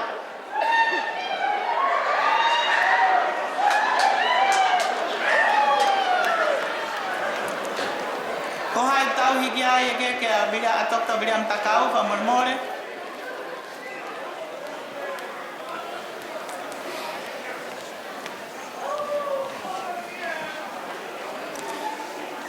Malo.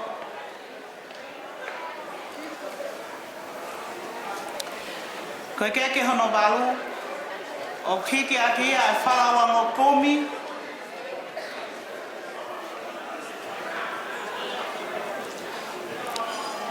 Whalawa ngokumi, awhi ake e whātu waru, whakamolua aki hono.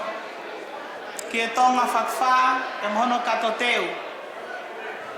O tauhi e keke koe ni, ko keke ia, a sate ki wawe, ko e tamai whaingata ai a si aosi, nei tūngai e nei heni, whanua koe ni, ko e ofa me upiri ai whamiri koe ni. Pea o kuloto pea si aosi, ke whakailongai. Tauhi ia, koe keke a sate ki wawe. Kataki ko hai tauhi ki ai e ni. Ave ke a sa te ki o tau hi wha more more. Ka ui ngaka tau hoko atu. O tau tō muia ki tau tole hou e taha. Monica?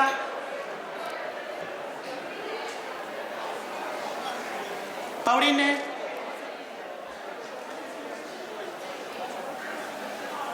Koloa ene a sa te ki wawe.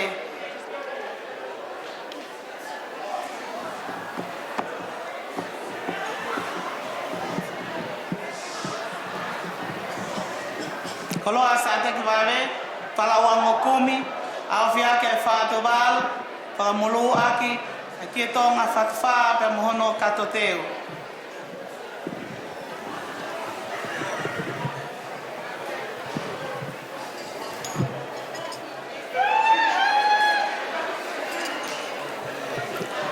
Malo.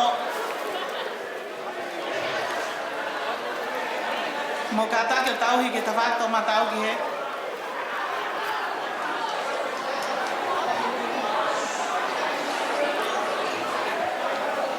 Te koe koloa hono hoko. Koloa hono hoko. Whalawa ngokumi. Awhia ke whātu wālu. Whakamulua ke a kia tonga whakawha pe mohono katori ki vai. O kuhiki o tauhi. Koe koloa ia e siasi o kou. Koe koloa koe ko ui atu, koe koloa e hono hiwa. Koe koloa ia e siasi o kou. Palawa ngokumi. Awhia ke a whātu wālu. Whakamulua ke a kia tonga whakawha pe mohono riki vai.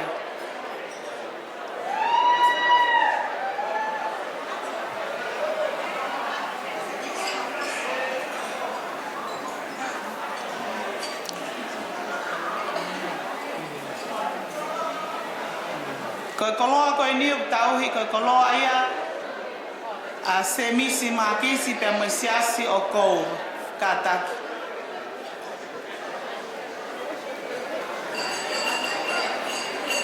Maa wia Pauline, Losarine.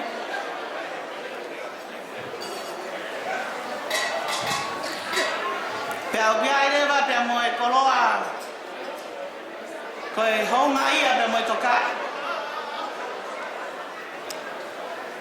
Koe uhi, koe taupiri mai ai ofa. Honga ia ai he whalau mai, tuku o taimi, ka ke iheni mo ki mautolu he aho whakakoloa koe ni. Koe koloa koe ia koe whalaua mo kumi. Aofia ke toka uanoa, e mono ki e tonga. Koe koloa ia a lesieri teu. Koe tama ia e tu whewhine lahitaha o si au si. Foaki pe koe mawhana pe mo e toka. Koe uhi o ku mau ilo i pe. Api-api a ngahi whatongia ka mo tupe taim ka muha.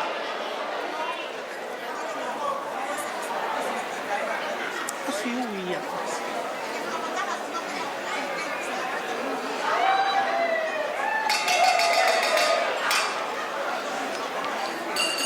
Kasi ui ang ngai.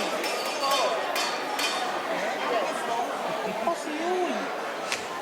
Ayo ko koloa ko na ku o mai ko ni hetai nini. Koe koloa ia ko tauhi ko koloa se mis makisi. Ia mo siasi o kou. Ko ia eni o ku imu ako eni. Pea koe hoko mai. Koe koloa ia o resieri teu.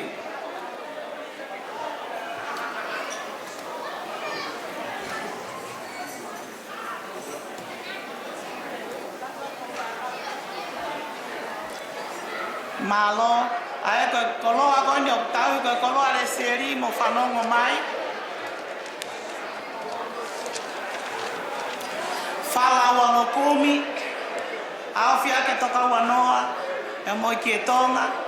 Tauhia koe mea ia ai tama o e mehikanga lahitaha o se te si tama te pola kune mamao atu resieri teu.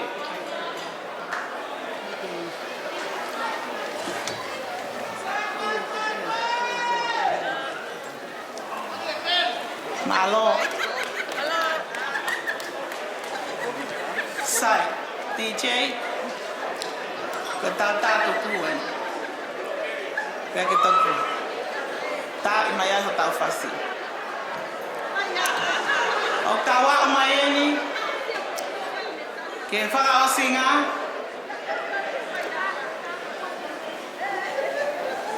Koe koloa. Balamari o Melesete Kavapalu. Koloa. Balamari o Melesete Kavapalu. Koe hoa I kie. Kie ka no te au. E moe kie ha moa. Balamari ia. O gui ai pe mohono bala fua sapate.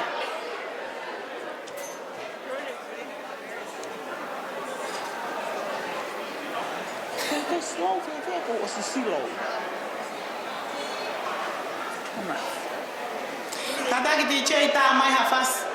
Kai teu mai ta tuku.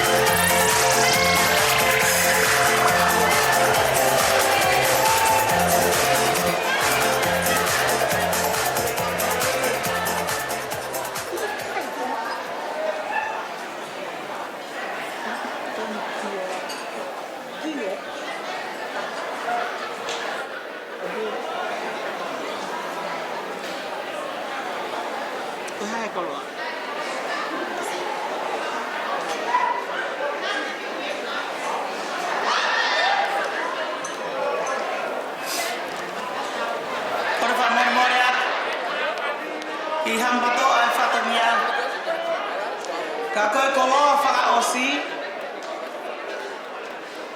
O kuhiki a kia ai whalaua mokumi. A ofia ke ai toka ua noa. Pe mohono ki e Tonga. Katori ki vai. Tauhia koe mea ea ai whaiwhekau pure o e wāhenga Victoria Toni ki o kata.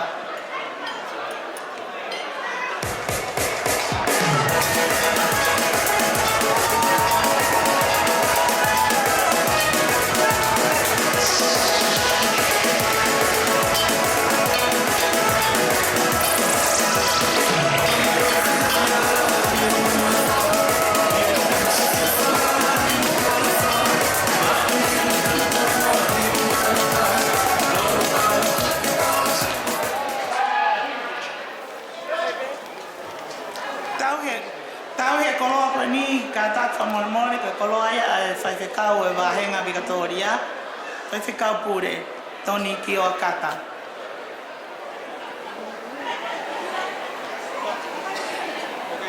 DJ ka taki te tā mai pe mua hawhasi lolo tonga whotutu he whangawha e ke maa umari e nau.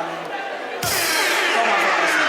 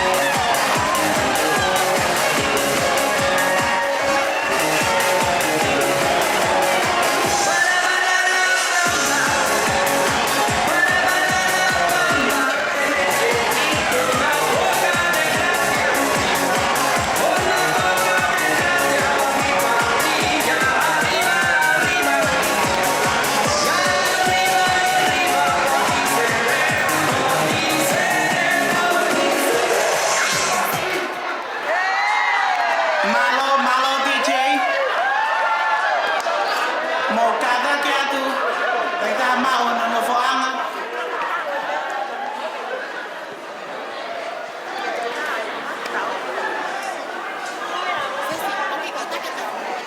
DJ kata.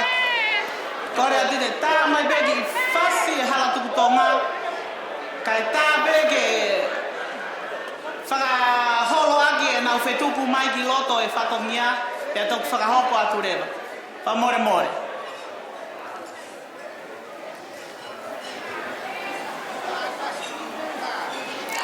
Tā maa whaso no muka, nā te he wang kopi koe aho ene. Aho ene. Kopi o kua. Aho e pare e sama.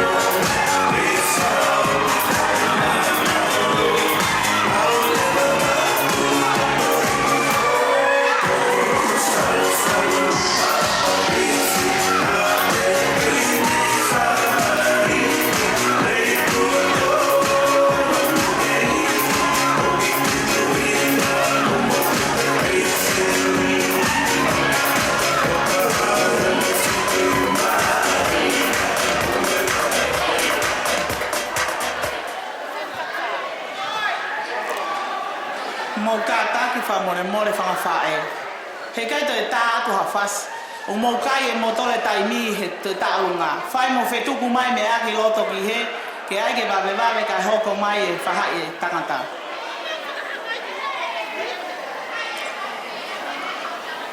Mo wha more more. Tō mai e mo ngu.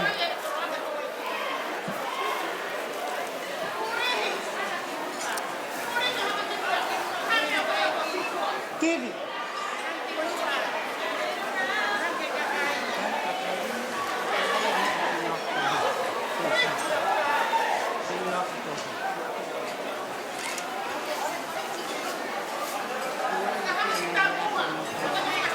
Kiwi.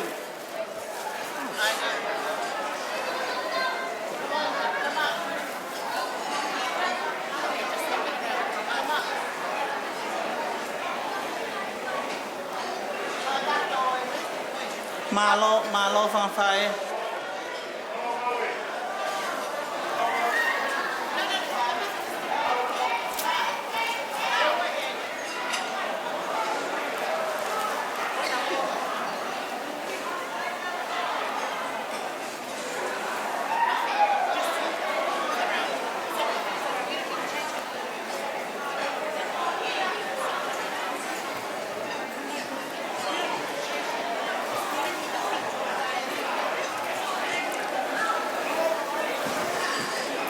Koia. DJ, katak pa mo. Tuku pe ai ta tok ta la pe anai ka de ke mau na ngau. Te fere ke uia no ta ia ba ke na to kan ke na me wai. Mo kata ki ma muina.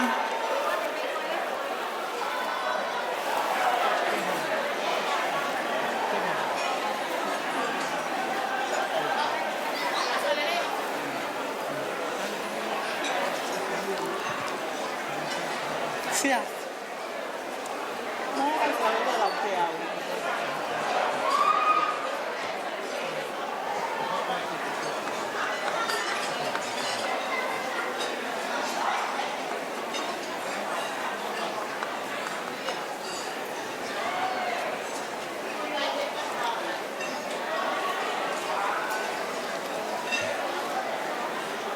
Hoko mai kantaki.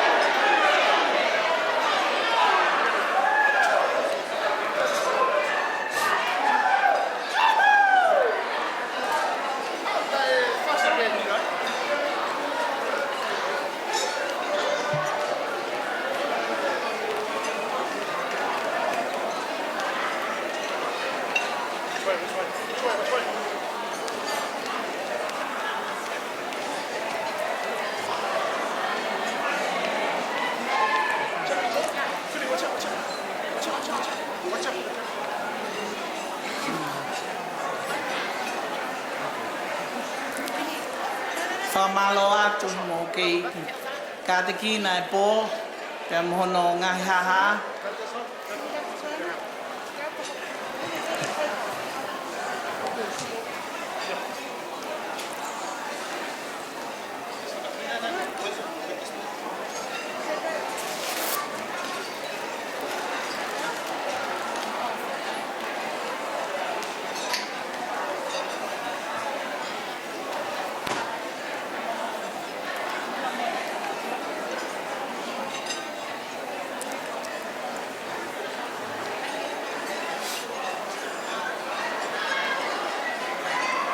Malo ka fine.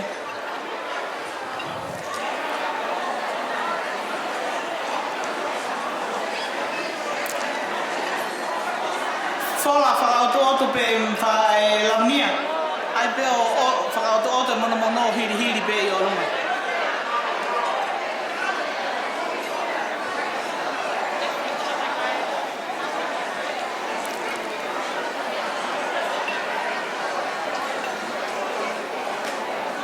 Có giờ có có bé phải bé ở luôn này, xí pha đây có một cà phê, có giờ,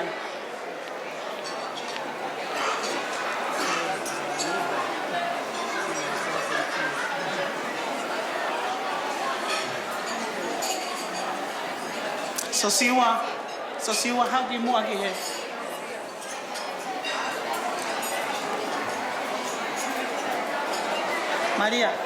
Maria, hiri muy katoteu.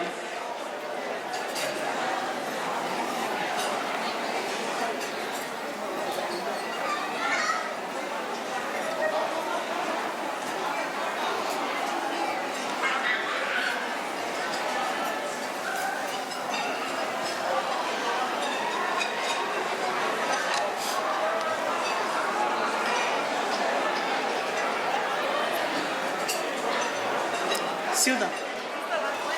Tuku kaget. Tapo ko mo yo mai me ake os ka fa mo.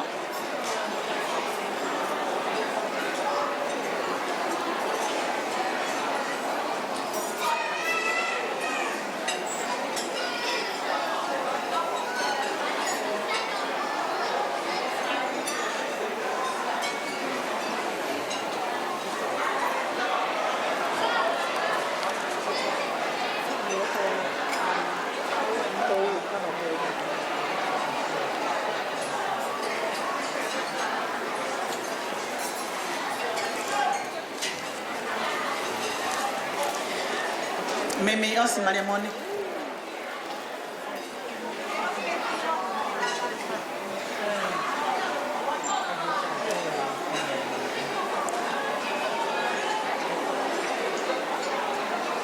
Maria.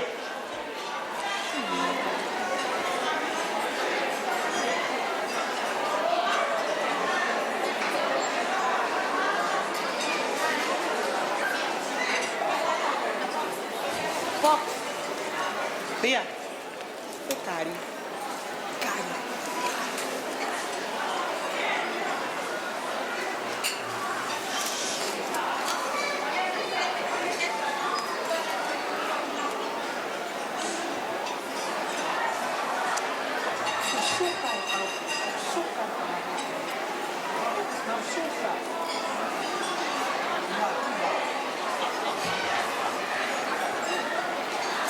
Cuidado.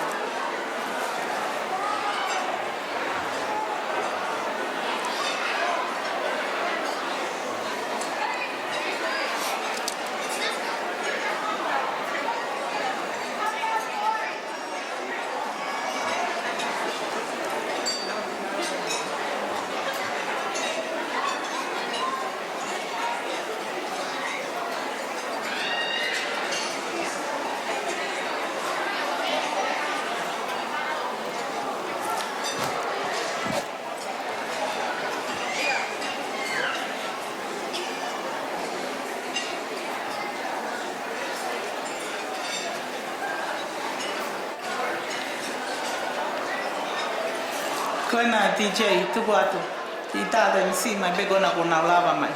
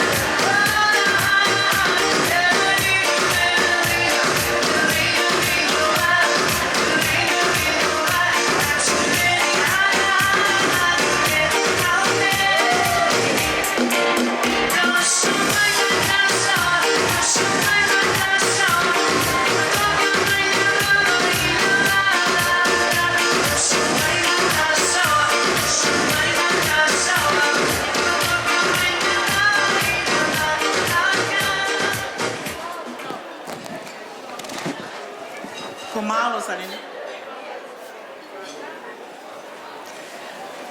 Whamore atu tahine Savelina. Kai maa e whai whekau. Mo e ongo e ki mama. E beheke ki mautor katoa.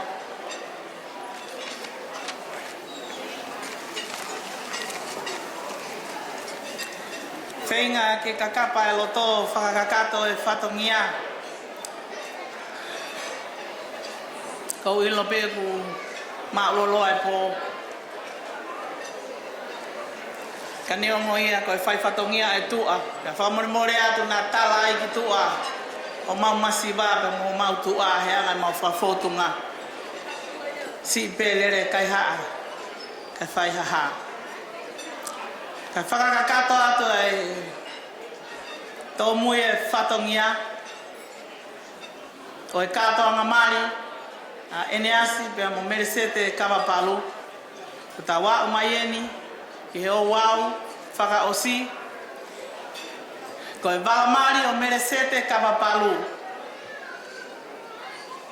ko e hoa i kie kano te au pe mo i kie ha moa kono bala fua sapate ko i kie tonga fatfa whamolu aki ai ngatu whātu walu ko i walakai o Melesete Kavapalu ko i ngatu whātu walu kie aki ai kie tonga fatfa ko hono bala koe na e tui he ko hono bala ki he kawa bala o Melesete he kawa ko i kie tonga fatfa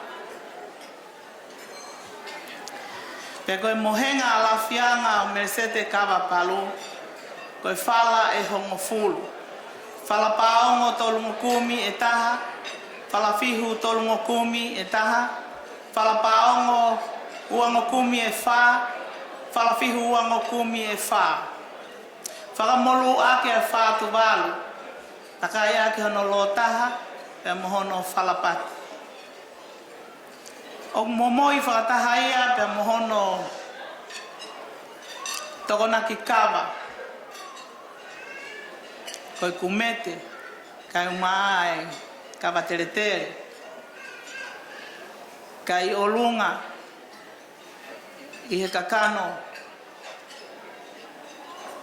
o e tokona ki koe ni o kuhiri o ai wholofola mao nyoni e tohi tapu pe mohono himi e koe e whinanga pe ia Melesete i he whanonga loloa o kwhai o atu whakataha pe mohono kāri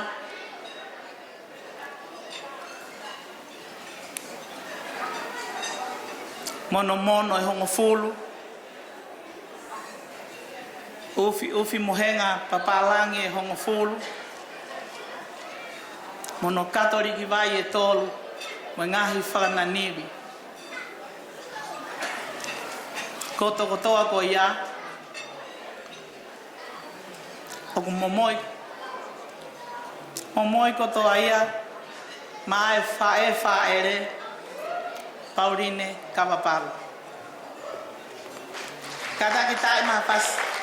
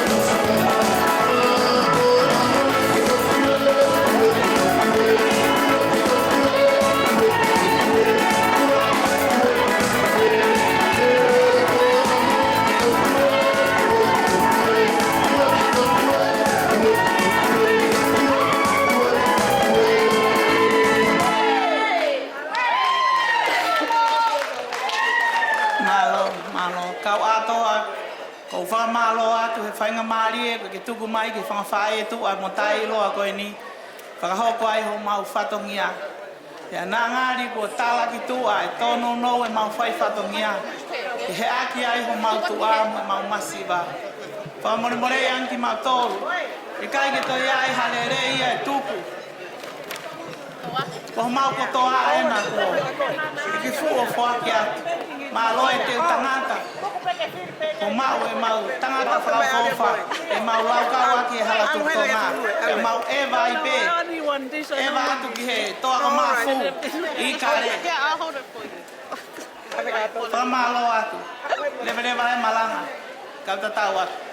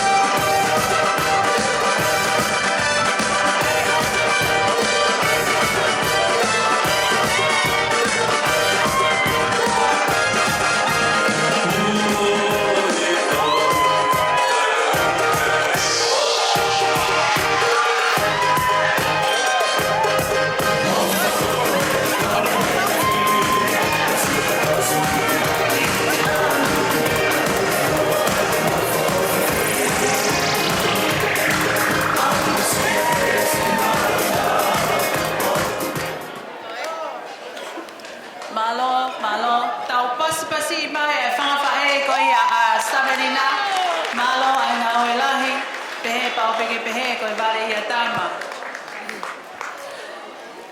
Whakatulau at peka e kawatoa kai pehe kia kula. Ki whakahoko atu ai whatongia e whangawhae ko ia a Eneasi. Api ko lolovi, kua mou mau. Hapai masani, kua mou mau. Ko ia, mo whakaangongo mai ki ho mo whae whai whatongia ki hoko ai poloka ama he kuwawe pe alo ai taimi. Malo apito.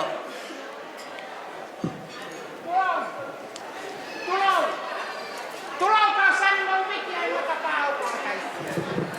O tara e kau e sianiti. O kotu hake ia mahiki. I he otumotu pasifiki. Tupe mua keu hapota he lango kuota. Pe keu tongi tupe he tupe kuope. Isa, nā taku ko te ngutu tamurea. Ka hei kai tupu hoku mala e ke kai na te hea. Tuku keu tā siri atu hoku uhingam hoku fonga. Te ria na e kea kita e ha sola poko havulangi he mala eni. Fetu aho, kula. Kapawe awe homa na tuke aho na tawhekita ai. Ke tau ko osi. He kai te teu toi ngalo au. Ka teu toi whakamanatu atu pe hoku hingoa. Ko hoku hingoa, ko meletea, tau fuou, mamao. Tau ki one tuku, tau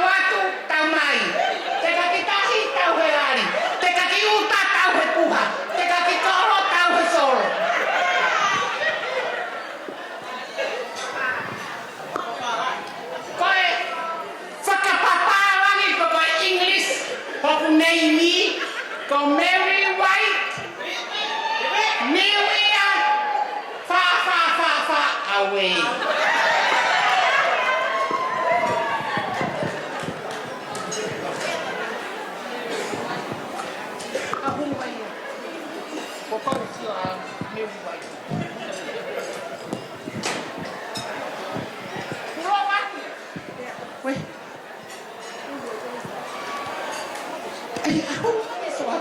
Tulawatu.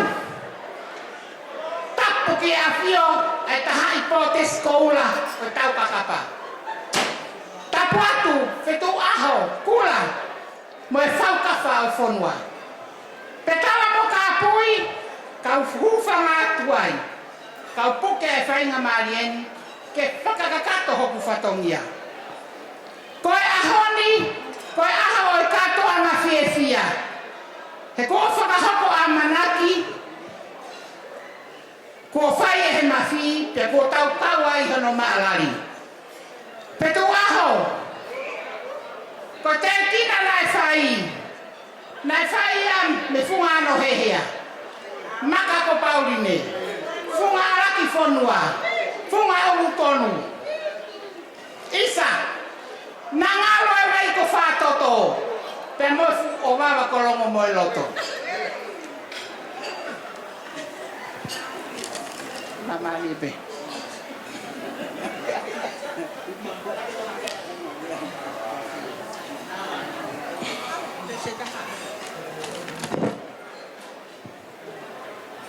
Ko hoku kaurahi, nanau hau me punga arak fonua. Kai whai, me he ulu tolu mo e wai ko whātoto hoku whakakaukaua. Kai whewhe, he koe o wawa kolongo mo e loto, nā ku ukuma, mo inu, hono whisi inaua. Nea mo e pō whakawhita uri, ka kua paupe. Kentani, he koe loto ia, he ko hoku loto, kotoa ia. Pea kua paupe ke ulusia ki tauranga. Ko pukumi mafua, nai hange ka mamao a hiku sila. Ka nemo ia, nai kai te ufoi, he koe tapou e tātāturi waka, kua paupe ke ia e aho, e waofi, e wa mamao. Pea e whai mofua, a lewa e whai ngata. Koe ahoni, kua hange hapa utu, ai katoa ngā kota whai pia moe otua. Koe whatong ngia uraki. Oi hauani, koe whatongia, koe tawa whatongia, ai si whanga whae mai whakarekesi. Pea neango, ene hangeha whakatau kupesi, ka nā kutu iaki ki ai, ke omi ke ukahoa, ki e funga whaua. Iyo, nā kunahuna hui, o tākai lolo, pea ui matangi, koe ahoni. Ko tūlai namo, a hoku whatongia. Isa, nea o pewhewhe hoku whatongia, ka nai papatape. Papatape ka nai lalanga. Ke oua, nā kulau kau. Iha tawala asiana ke. Tahine Melesete, Kavapalu. Tari pemua si whai whatongia e whakawhae Eneasi Kavapalu. He koho mauro tō kotoa ia. Ke o atu, ke holo ana, aki holo to whare. Pe kohoku, uhinga e kuheni, koe lahi au, i e whae a Eneasi tau Kavapalu. Pe koe whanau o mautupu ai toko waru. Amsia koe Eneasi, hoko mai a honi, ko kakato heni e toko walu. Nea ngoe mau masiwa, kakau mai, ke hapai o whatongia. Koe mau ngoi, moe mau ofai o whae. Whatongia uluaki. O e keke maria ta aufa, Eneasi, Kavapalu, o kuhiki aki e Tonga. Whalaua ngokumi, aufi aki e Launima. Ufi ane te pire keke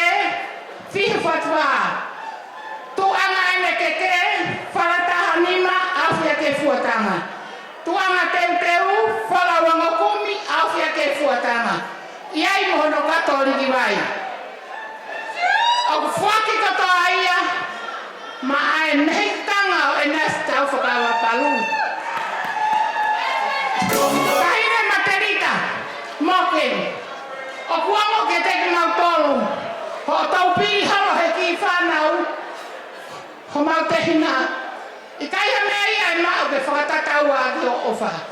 O atu pei mua ki rai vewe ko ni, ke whariti aki o peito. Kau sokia, o kōwhi mau pe au, ko ene ko manta e tolpe. Rangi uraki, ko eni. Rangi ua, ko ia. Tolu, tuai, toki la. Mou, whahamore ko ke tamiara.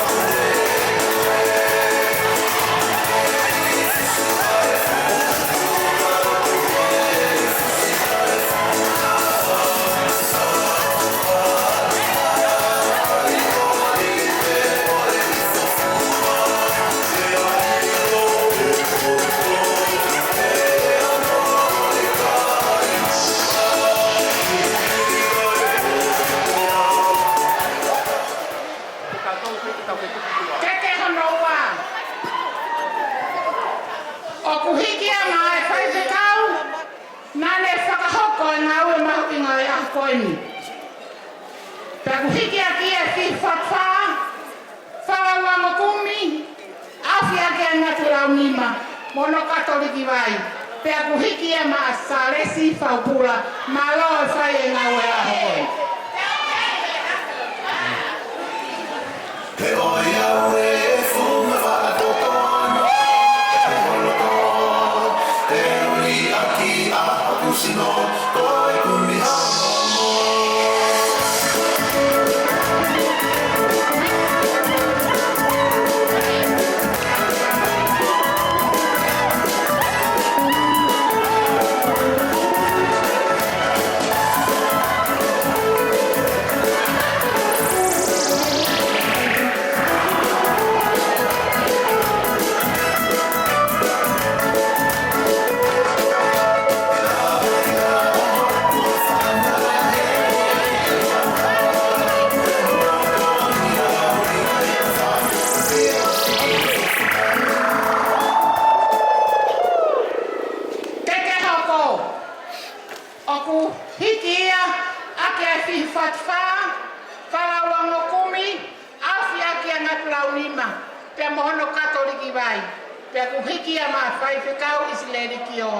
This is a journey into time.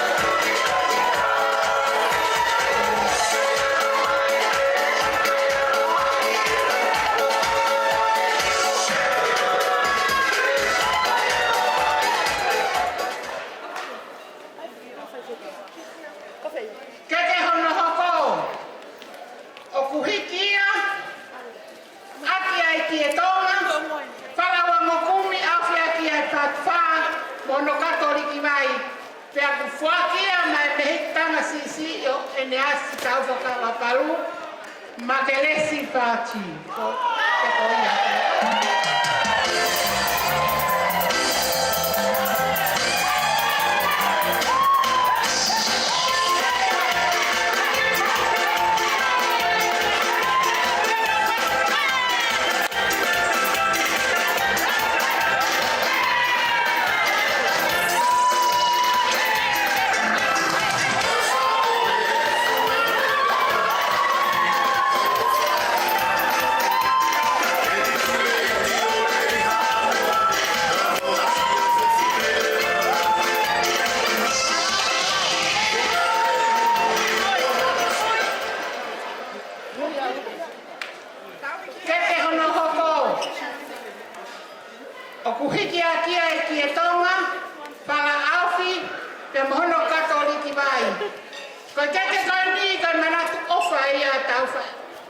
Eneasi Kavapalu ke ene kui. Ka kuloto pe ke ne fuaki. Mai tangata eiki ko mala. Ko ene kui o te ngui. Kore penja, hele poto. Ka take lawa ayo mau atu. Ayo pani.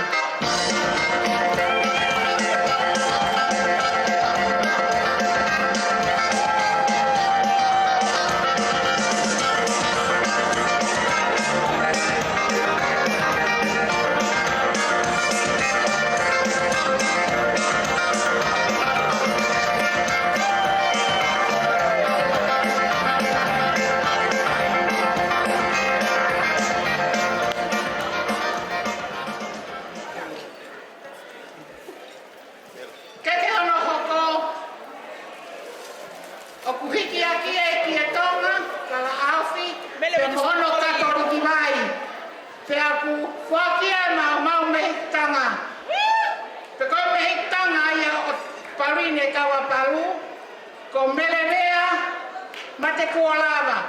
Kakuloto pea melevea, que fuakia mai fahu, ene tangata eiki, kopua pea mo erikena.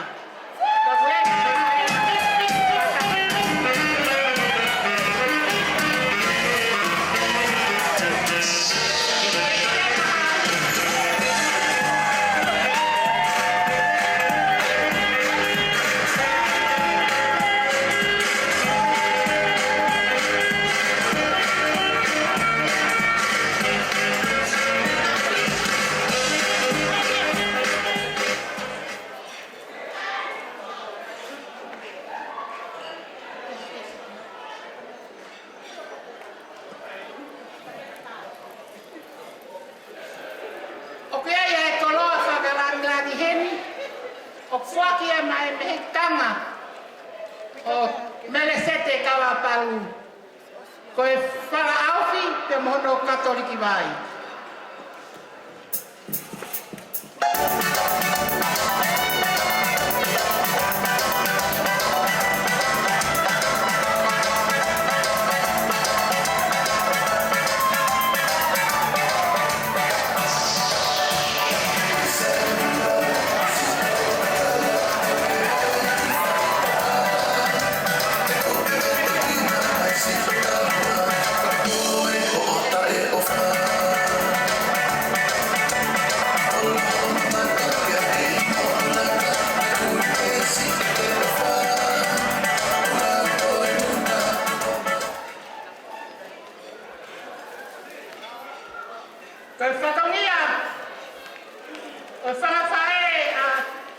Eneasi Kavapalu, kohono bala mari, kangatu laute fuhi, kie aki, fatfa fute fanoa, fatfa fute tolunoa.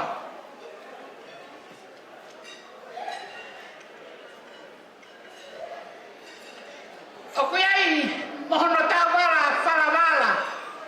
Pia mohono kafa. Okuyai pia mohono sarsalu. Pia mohono kato likibai.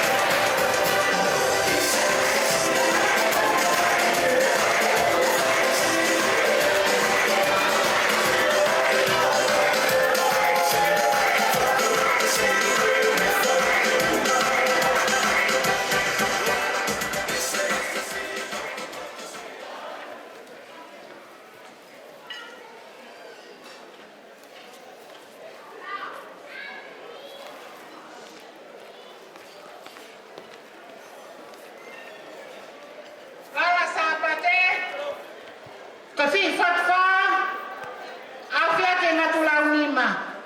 Okai rota wala loke hapia mohono kafa. Katoliki vai pia mohono sal kako kako.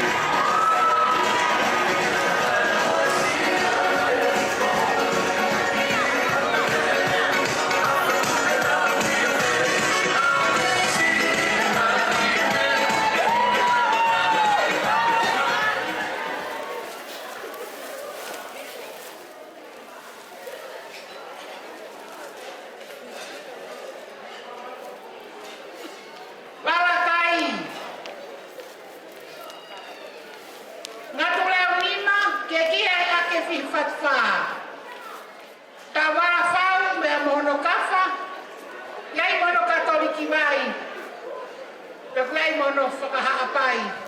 He koe kauwhewhine haapai ki mautolo.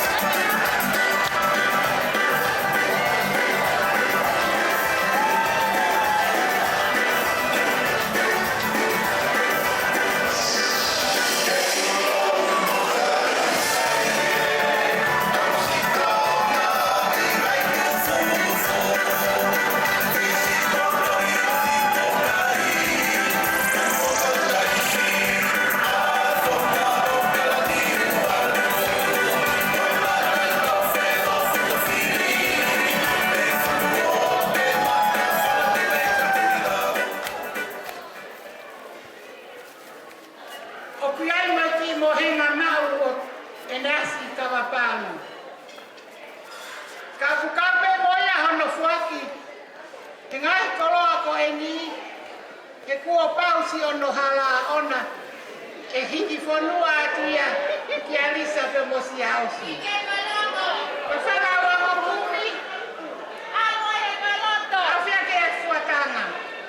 Takai aki hono pati.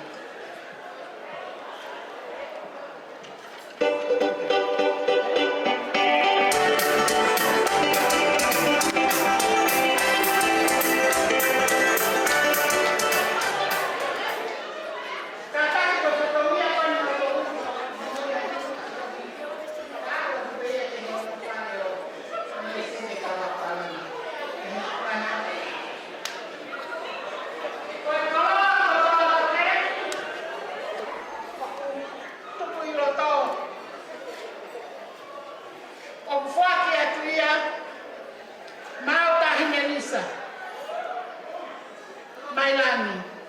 O que cai hame ai mo ua si whangawhae a tauwha a Eneasi Kavapalu. O atu pe moana na aunga.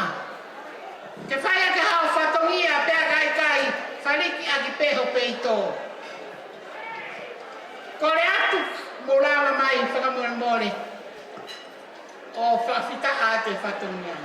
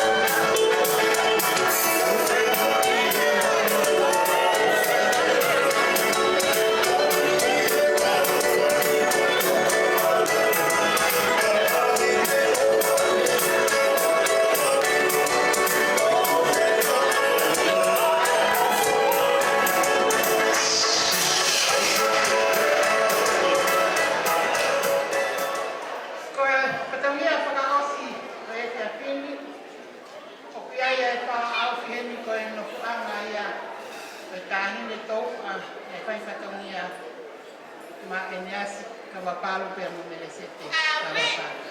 E pefi. Suavecito de golear. Sube.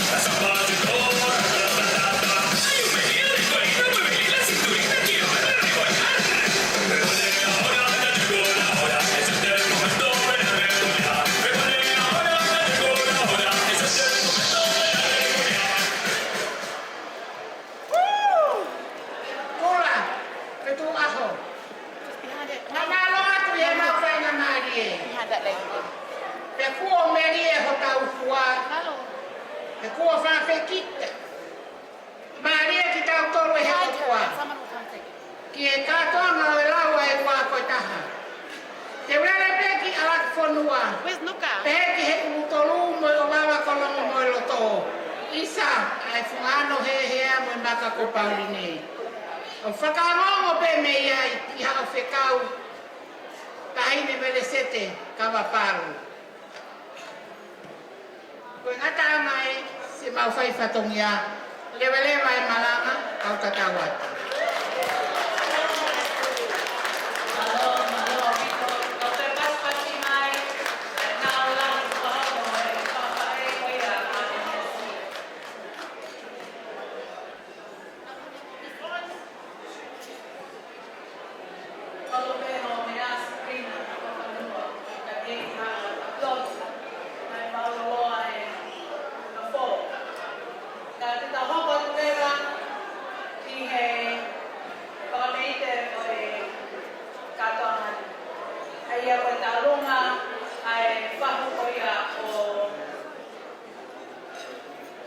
Eneasi, dia taluma e whahukoia Eneasi, e hokati e taluma e whahukoia o Savelina. Ko kore atu, toi pe tau moua e taha, e tau katoanga. Koi e tau iai ha o tau runga maakana o ka hoko mai. Se tau hoko atu ni tau runga mai na o whahu, e hiri koi a tau hoko tau te malo.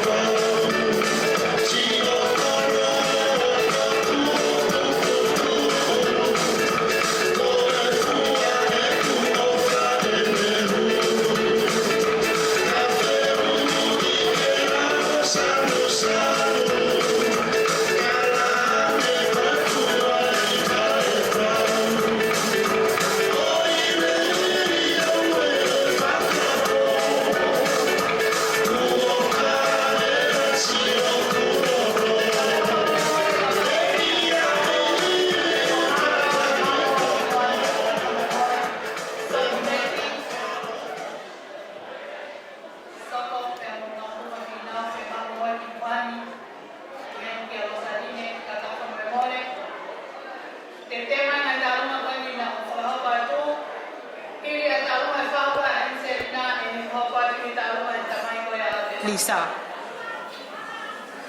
O whatonga e ane te tau hipe ke tau taimi, pure pe tau taimi me tau whare. Paka ne a pere taimi ko tau Osia i koe tau osia. Ko ia mo tau hi me pe tau taimi malo.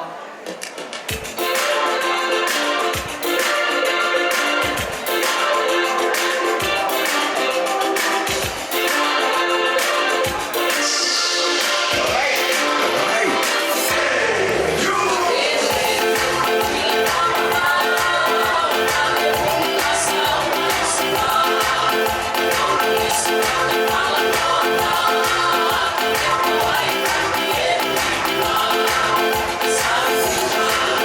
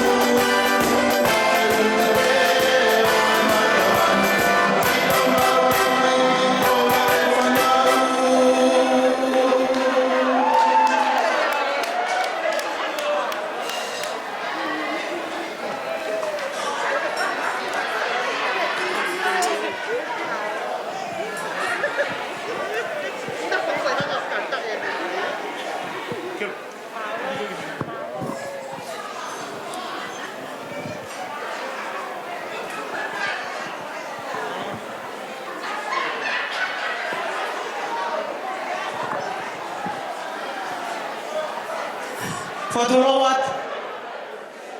Pe hokore ke u whatap ke awhio e o tua. I he katoa ngā whiwhia e whiaf koeni. Whatapu atu tahine Savelina whawhanua.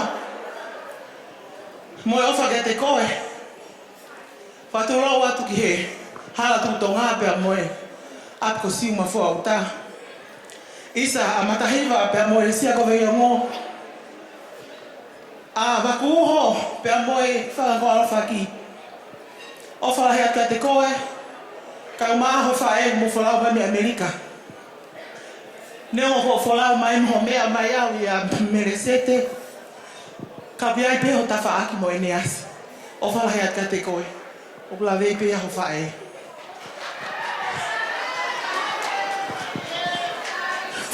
Tari, o nima. Whatapu at whakeni ki he hautala eiki. Ka umae o mo whaho he aho koeni.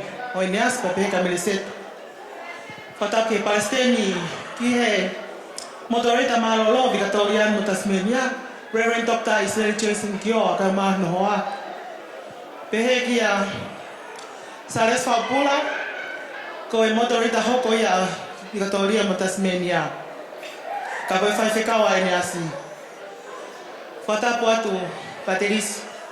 Whai whekau sea vahinga. Wawau. Ka umae kau taula eki. O ku mo mea heni he whiaf koeni. Ko hino ako mele mageresi Kavapalu whachi. Pea, ko ki mehe ki tanga si taha o Eneasi. Kavapalu. Ka ko ki mehe ki tanga whai whatongia. Nei ai pe whana mea mau whae ka te mau tōru.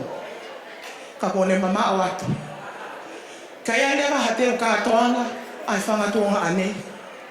Pe te mau tōpe, o ngahi a ki koroa, o hanga tongi loto whare tōnga ane, o whaka uia ki he whamiri.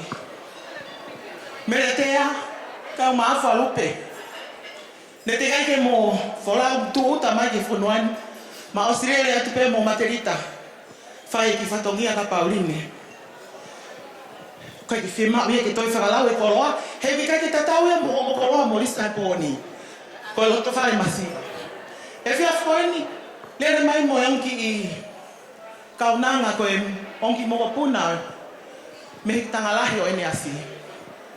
Koe na lere mai mi nā tātā, ka moe vai koe toko mea kai pehe whoki sopo tā wha. Pea koe kia hana tū anga o naua. He koe whanau ai tua. Koe ai. Kula, ka uma ka watoa. Whata mai ke uwhai ha fia. Ko rea toa Eneasi ta uwha. Ka taki pe Melesete ka ke eiki pe. Ka tuku ke ki tula whare whakaosia ka Eneasi po koeni. He kou iho whakapapau koeni. Osi po koeni. Wholaua Eneasi ke noa te. Pea mo sia asi he kai ke mautoi sio ki ai. Ko ia Eneasi. Ka taki pe. Mea mai ki laloni. O whea Melesete. Whi mau ke mo mai ki hengi ate ki. Tek. Mo mai. Tari. Koe ki koini ai. Pensoni. Ngai umaa. Ongi mei ki tanga koini. Koe ofa pe mo whito koni. Ki he api o mo te ulanga. Malo tu awhati.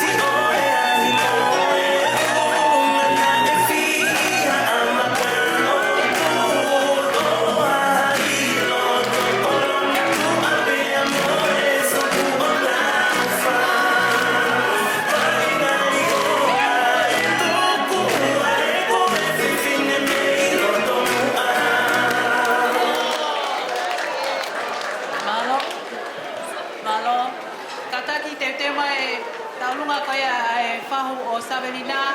Hiri pe koia te mai ai talunga koia ai whamawhae Eneasi. Moimoi mai ai talunga e tamai koia Petlisa. Hoko mai ai talunga ai siasi meri poane tokai kolo. Siasi tokai kolo me poane. Pea hoko ki he talunga ai whahu e kaunomuka. Pea koe talunga wha Australia wha hoko mai talunga ia ai whamiri mawhi. Ko ia mo turi mai taimi, o te o mai te whamatala loa, mo mai pia wha hoko mai talunga pia wha hoko ia. Talunga ai whamiri ai whahu Savelina hoko at ke whawhae, a Eneasi hoko at ke tamai a Petlisa pia hoko tuai. Malo. Hoko. Oh, you're adding? Yeah. Talunga ai Savelina.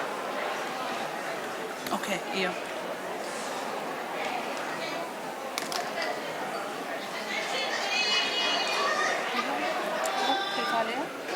Oh, can you put in after that number 8? Fatima? Fatima? Okay. No, put her at number 9. Put me in number. Yeah, put my in-laws number 9. What's the name? Maka. Palay Maka. Maka family? Maka family. Ko hea whakare, ane Oh. Ka taki teke mau e talunga whahau. Koe ai ko kore at ke talunga koe whangawhae a Eneasi. Ka pak mō mau, whakahoko mai he tainimi, ka taki ka tau hoko atu.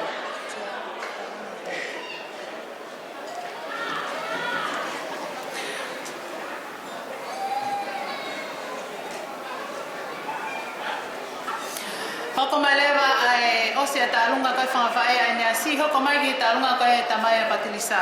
Ka taki mo te mai ki ai. Ai talunga kami Maini?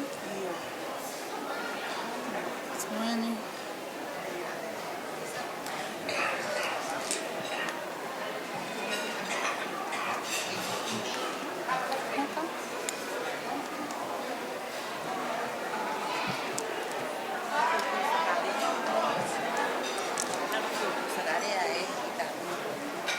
Iyo, hoko lewa koe.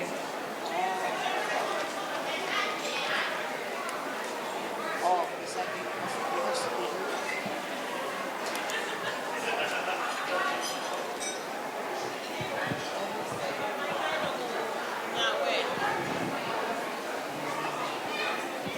Kore peke u whanga atu whatapu. Ko ia kai ata atu ki whenga mari ko ni ngai papapu taimi. E kore whamre mōre pia ka wātoa. Kura mea pe mohena tahine kai whafoha ate ki whatongia koni. Ko tu koni ki u whafoha ia te whamiri whae a Eneasi Kavapalu. Ia mo ni whamiri tamai. Ko korong le more heni ki he taine tarunga ke mea mai ki roto ki e ya mo tek e tarunga ya ko whakawhi e tu heni a tangata Kavapalu ya mo Pauline Kavapalu ke kia mea ma a rea maua ke whamaro ia ke tau ya mo ko mo whai o whakakoroa ke aho koe ni. E tangata Kavapalu, a maa Pauline Kavapalu, o mea mai mua ki loto ki e ke o atu e ofa koe ni. Ke hoko atu atu o mo whatongia. Ka hiri pe ki whatongia koe ni, ki mo lawe i e pe koe a kāinga ena. Tō o e tek koe nā o fuake atu ka tangata Kavapalu e mo Pauline Kavapalu, ka more more. A tā e whanga, e whai tau ngā oe kua papitai me. Tijei, ko ho sio me te tuku hifo ku ni maki lalo ko ne o si. E ka ke te ame ko e ova minite ua wha more more. Ka ngā ka whoke ka ngā ke ahanga tōlo he kovetai.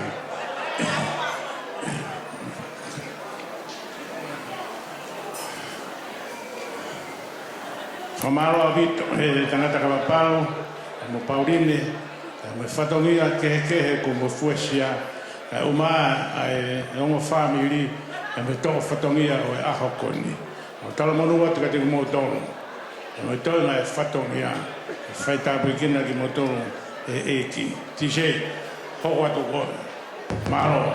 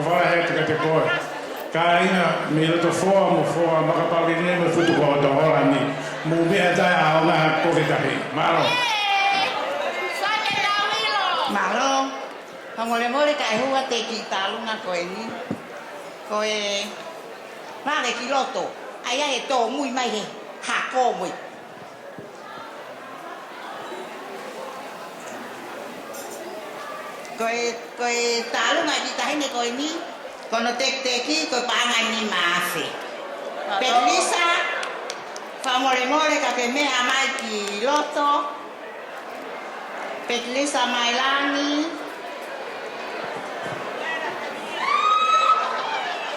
Lisa,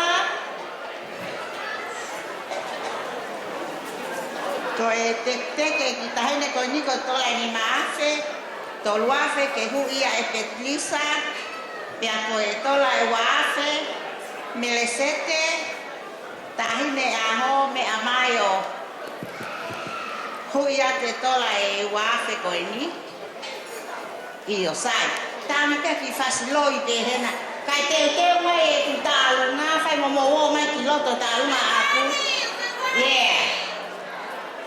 Sai, oleh ke ose ki tama ki fahina fasi minite taha pehena ke ki pas-pas ya kai kita hene ko ini ke ta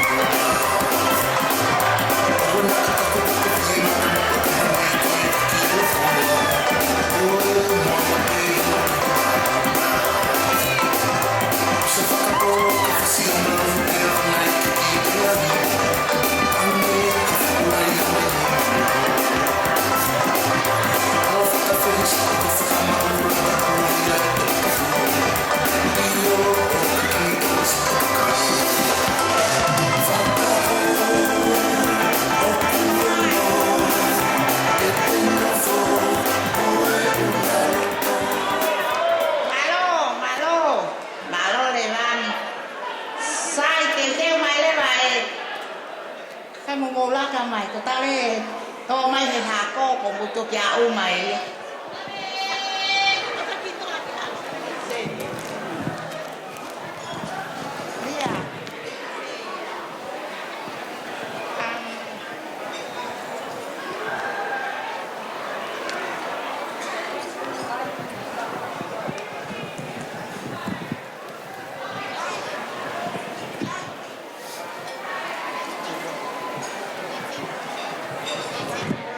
whetai taunga. Toko eni.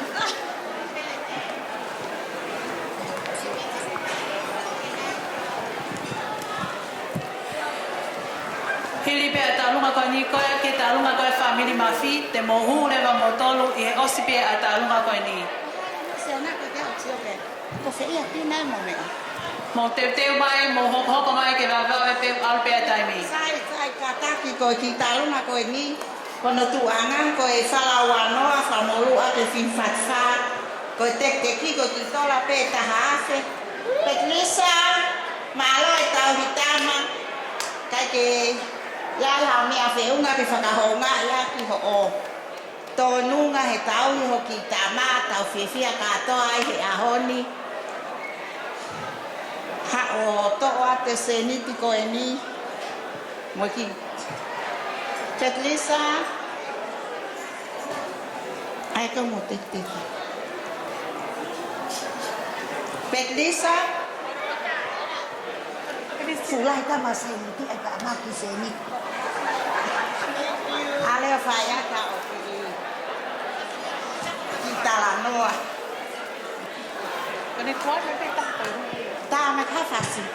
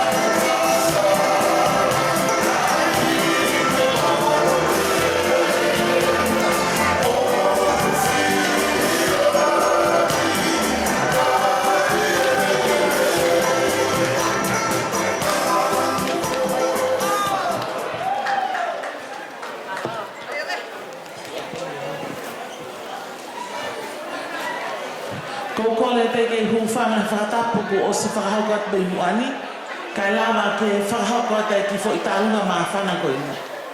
Ona po Savelina, me a pe mua kai mau ki whame ite, pe koe vale ia tama. Ko ki tāunga ko ni ko tāunga e whamiri mawhi, pe a kui heni ai wha e tangata a Petilisa, na si lava mai me Amerika ko supu leo fo mawhi. Tapi hei mo whakamopuna ko toa pe ai whamiri mawhi, Petilisa ko ke ha mea mau, ko ki takapau pe koe ko whanataha nima te kumanima, awhi ake fuatanga toka wano mo ki mea papalahi. Kai ke ha mea mau, ke maulele mai moia he pōna, tako mau teki, ko paanga e uawhi. Si i pe ko hake pe ko ki tangata kai haa. Ko ia e kai ki pe whaloloa, kole rewa te tā mai ai whasi. Ko kore ka Petilisa a Melesete Mailangi. Ka tak mai mua hui ani mua e teki ka toki whahoko e tā alunga e whamiri mawhi. Kole atu ka Petilisa ka tāki hakeu.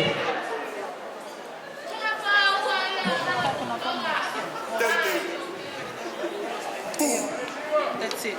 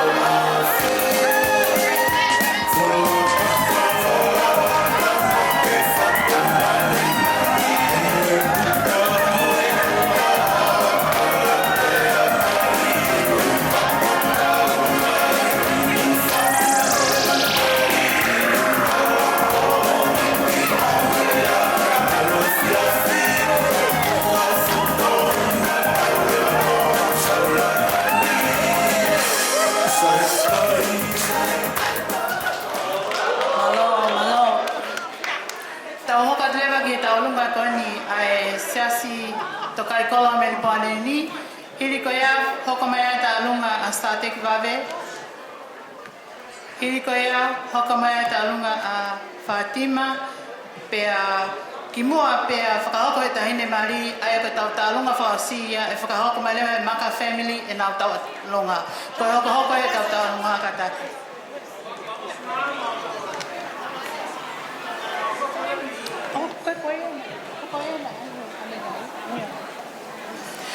Iyo, tatak whamore.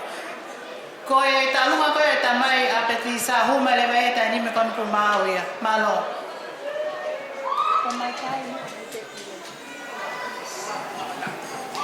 Whamore pe tokai kolo te mo huma he osko e talunga e tamai a peti sa.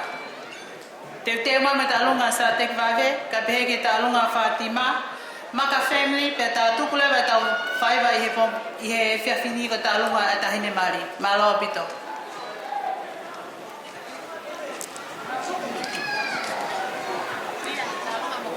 Kore ki hufangatu he talakakato e lotu e moe ahoni. Kamau kau atu he lau. Whawhanua ko kore ki hufangatu. Kau whawhawhangai atu e taurunga, a si family tamai, a Melesete. Ko whangang mai ke mau, Fetu e langi mai lili. O la alfonua kau kai ki ulawa ki maa. Kaki ha mea mau, o ki maudou beni, ai family tamai, so eri pipon malafu, kau maa ne humi, kau maa ki maudou me whanau, ma loto pe ki mau kau he lau, ki mau atu ha ofa, o whatatau ke pon. Kaki tau ki toi whaaloa, o ko atu malo.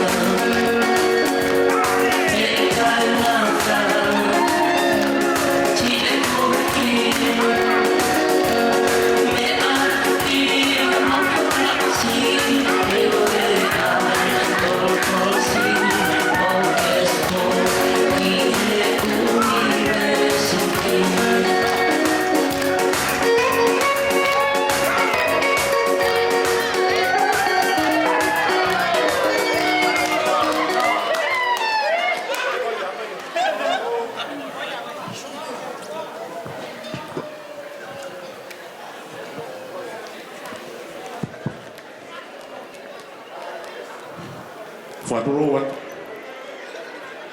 kore peke u o whanga atu he ngai whatapu toa pe o se no a whaketu mei muani na tā mo e muto atua kweni ke whahau kwate ki whatongia kweni koe ki taurunga kweni koe ki taurunga ni ai siasio Melesete tokai koro vai tā wini pia mau Moimoi wholau mai pe he tangatai whaiwhekau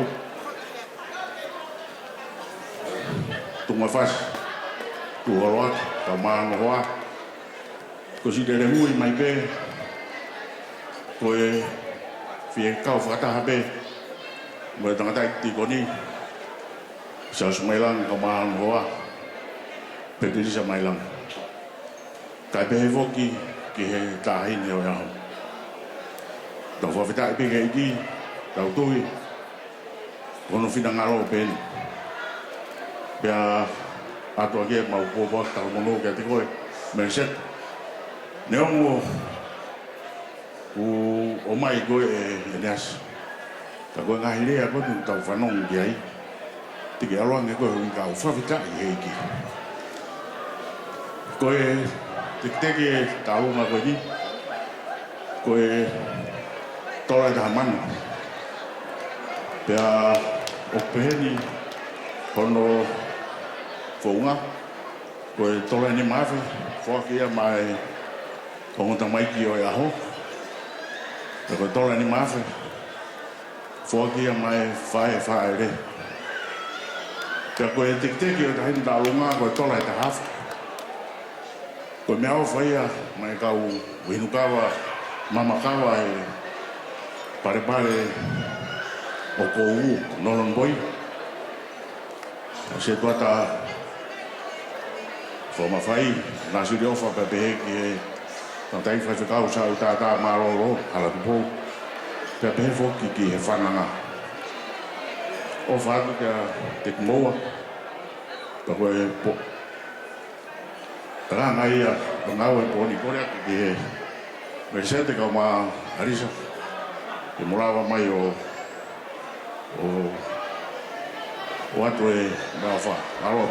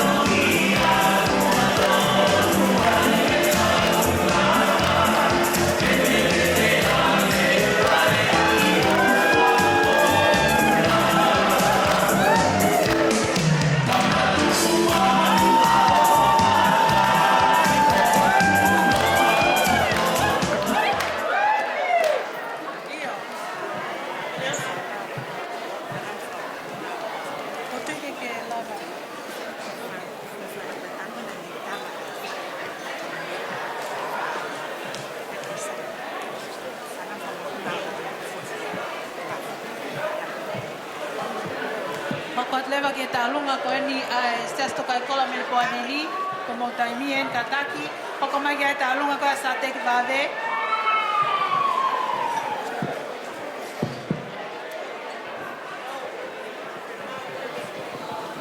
Yo after them. Olo beho bea tahine Sabrina whawhanua. Te kokore ki whamalmalo atu I he tala whakatapa kato o e ngotu me moe whanua. Kai tuke u halapala ke tuhe kawa atoa. Ka tuku peke u whakotua pe me tomua. Ke koe kato ma eiki o e aha koeni.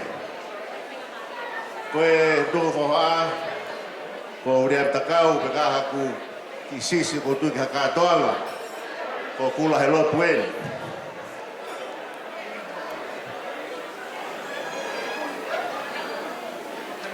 E Savelina ki motua whaoa ko ki whae pe. Ka whae whatu pe kulahi a e pui a kawa atoa he ai puti pa ke taangi ka hoa palu hade kume te kawa he me usai ai. Ka koi heni he whewhini pe mo tangata ek whaefkau o e wahenga Victoria seaso kai kolo ia kawaisi.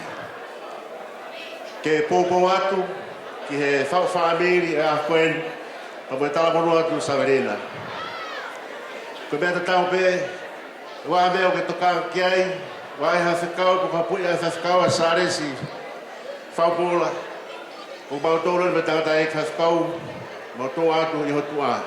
Pe mau tari lelei, pe mo loto mawhara, pe mo fia. E kawatoa, ka peo e vare e tamo, ka haka peo whatonga.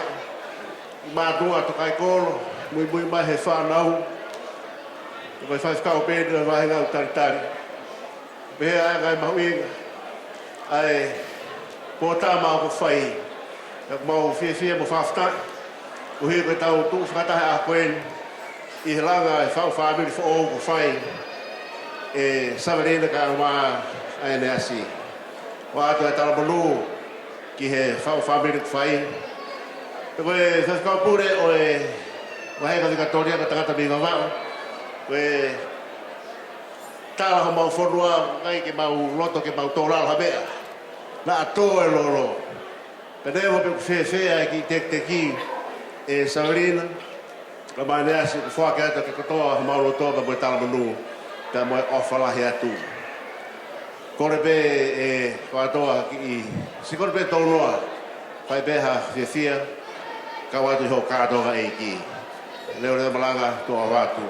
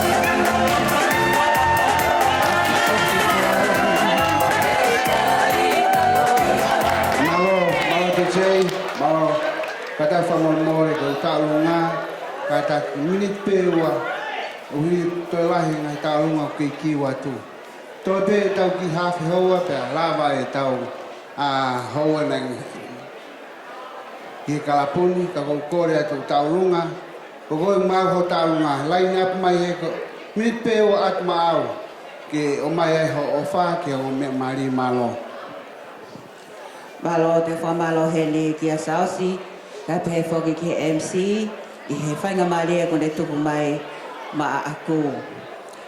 Ka watoa, kore ai ki miniti ua koe ni ma oku. Ke tala atu a e ku whanonga. Koe whaitau alunga koe ni, koe mausi ilere mai, me ki vai ta silo kona koe I vahe loto I tonga tapu, o kui koe vai ko puna. Koe ki vai koe ni, na e kau kawa ia siaosi, na e ohia ia siaosi, na e kawa siaosi hono na moa hake he ki vai koe ni. Neo pena e toki hao peki pea ka ko fu ulahi. Ka koe siaosi, koe uhinga e henia siaosi I Australia ni, koe ofa e mautamai o ne si o mai a siaosi ki Australia ni, ke si kumi haane mo ui.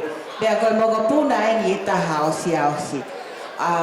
Ko vai moana ko ia tene whawhawhonga e ato e mau ki fwoi ta orunga. O kai ki ai hame ai mo ua, pa ko kore pehe ni ki arisa, kai pehe whoki ki a siaosi, ke mo kātaki mai o hui ai ki teki ko e ni. Whanau a wawe mo katea, mo mea mai pe, ko e mautunga ane lahi tahaen ko sa teki o kune taki mai e mautahine tau orunga. Siaosi pia molisa mo kātaki o hoi ai ki I teki o vai moana ko I ki paanga pe e wafe he ilo na asito koni atu ki a te ki moa. Pea kole atu ke to'o pe mo I ki I bebe koe na o kutuku I mua. Toho mai ki tua ki he pangai, tauhi pe moia ma a koe Lisa wha e le malo. DJ ko ho mau pe mau pe a moe. Ave ai koloa koe ni me he pangai, ka tak whakamore, ka ta ia ki whoi ta olunga, tuku mai ai ki miniti a e wā ko whie mau ia e au ma e mau ta hine ta olunga malo.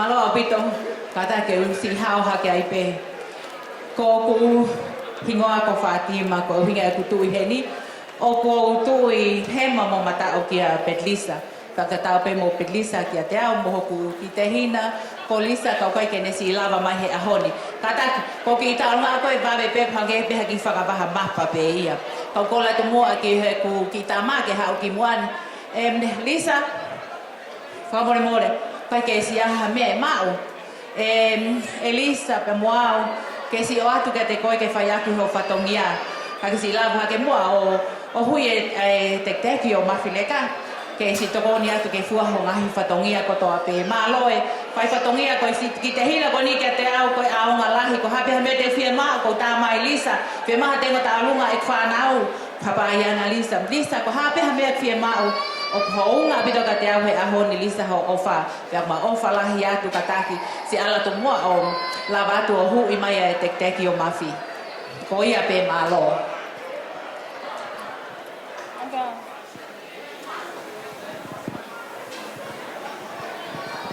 DJ ta mai peko ki second pe taha vainga fast pe me hala tu tonga malo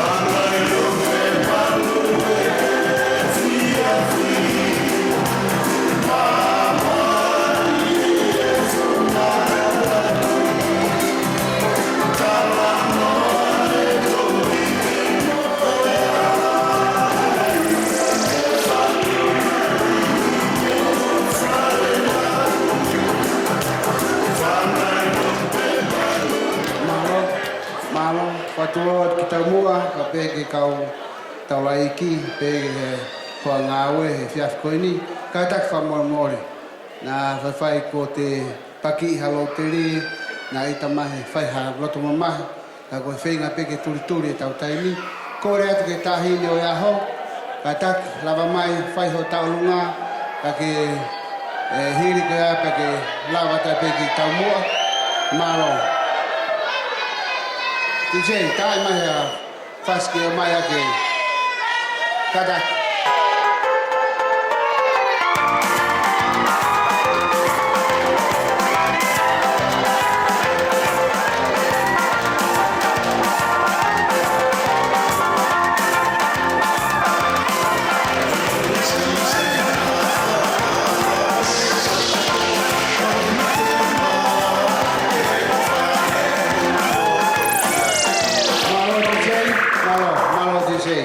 Kada Moimoi.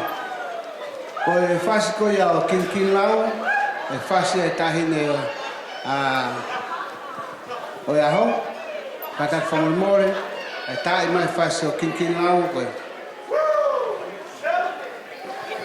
Malo.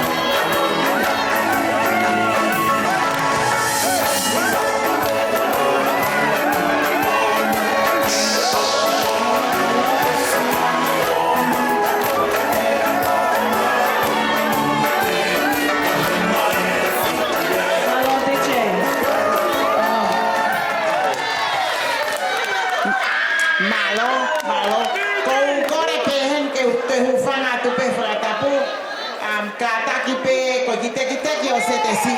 Ko kore ke me ki tanga se te si. Ke saia mahe. Ko tai mien. Paka more pe ka pa ko si pe lere kai ha. Pe ka pa o si e ulo se si. To ate ko so ulu ka to ala Eneasi o ma foi ulu me bulu wesi. To ate atu ke saia ho i no teki o se si. Malo.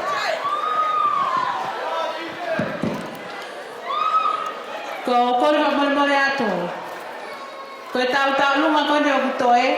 Ko ia pe whakahoko atu. Aia ko hiri pe ni ko tukange taimi ki he tau lunga ko ia ai tuwhiwhine o e tangata mari. Ko taimi e ni. Hiri ko ia pe hoko lewa tau lunga whakaosi.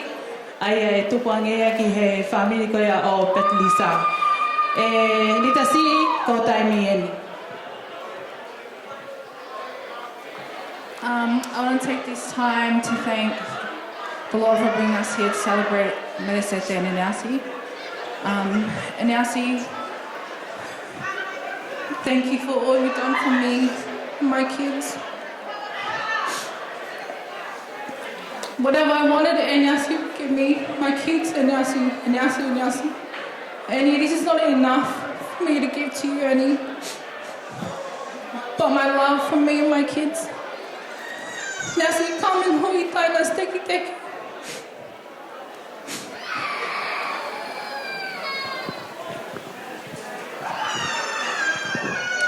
Kore atu ke mau ki whalongolongo i whakataki.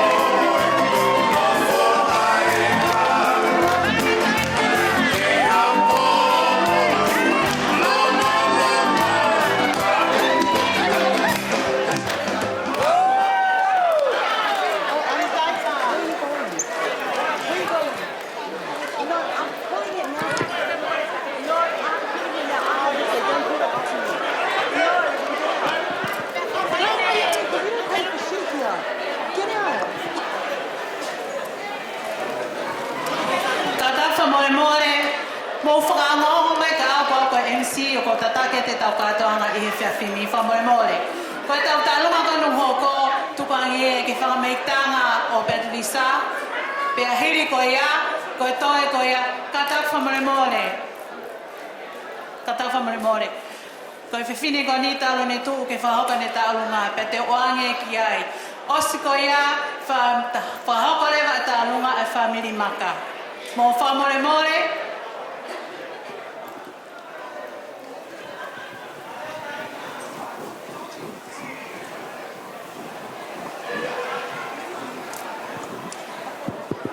Ko le whamole he ni kai whakatap te ke whahoke mau ki tālunga kai whakatapa te ni ki he whawhalanglang mai aho. Pea pehe ke o mea mali. Kai ata ka te au ke whakahoko ato e ki tālunga ko eni. Ko ki tālunga ko eni ko e whawhawhongai atu ia ai whanau pa moe whamokopuna o fue mo la kepa mafi talia uli. Ka kimui ke whae mau tālunga, o kokole ke whakahoko at pe au, a tuunga o kua iheni ai, pa mo i pikinga ki a Savelina. Ko matu pa mo petlisa, stan mafi ki a Feliva ki a Petilisa ki tahine mali o ahon. Fue malakepa, ko kukui ia, kia malia Eva, kia te au, ka me tahine ta alunga, oi aha koeni. Ko le wha mole atu. Ko hui ko tunga whale na maulele mai ahi. Ko tunga whale na whai ai whio, pa mo whio whaaki. Pea ko kole, ko ki tuanga e ta alunga, wha mole petlisa. Kai kia mea ia e maho mauni maa, ke whakakato atu e whatongia. He nai hange pea Feliva, pea mo malia Eva ki sina, ku hatau te hina. O kohonga ka te kumautolu. Oi aho koen Savelina, neo o ko mole e kakai na mau whaafalalai. O toi pea e awhiona, koe makalau kuonga. Pehe ange mai o ku nau iheni, he ko nau loto, ke nau iheni, i he pōko eni. Petlisa katake o tō atu e ki tuanga a tālunga, mo i ki sila koe nā ku whakalawalawa a ki ho whatongia.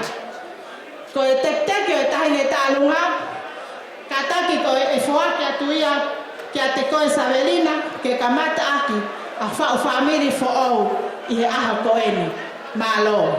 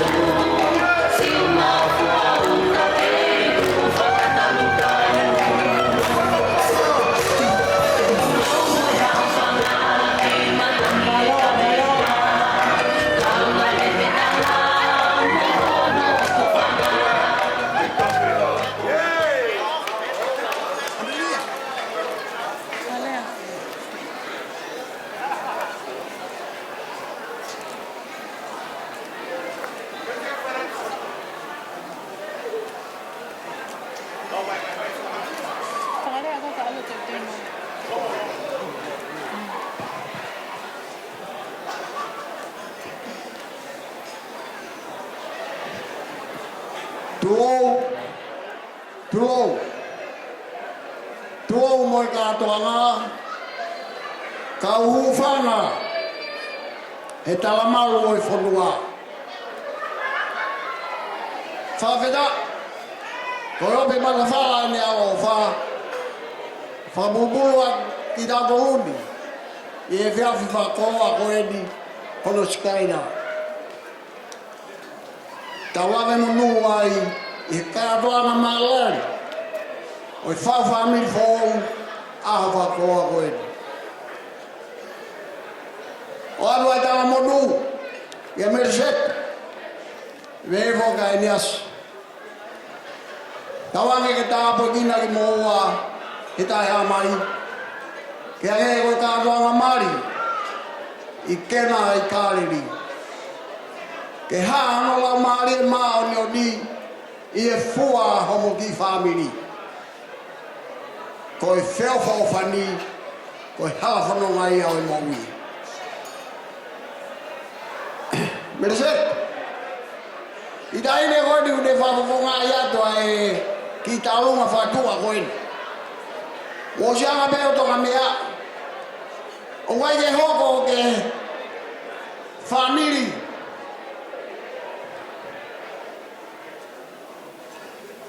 me tawa ma fa wa mo ya pa no pego ko lo ka tawa amalo ya ne hoko ke hala to nga le ba ya satana buene twinga malala agoi ai le fai ade di talunga buene kada ke be Melesete ka maho kusbani ti ofanga tu fasio ka tu be he o mio ya tua yo ke amuri one na mawa ya mo fia e afa mawinga buene e fa family yo como fai a buene ka ke to e fa lo apia ho le vele mailea antawa o te ki dai ne talunga o to ta hafu o fa ke beia ya Melesete mo Eneasi ke la no va ka tu ke fa family fo hona ki family a ko ni la ono tu wana e fa ke beia ya pedilisa e fu a ko aki a fatonga le me malea ka to da wa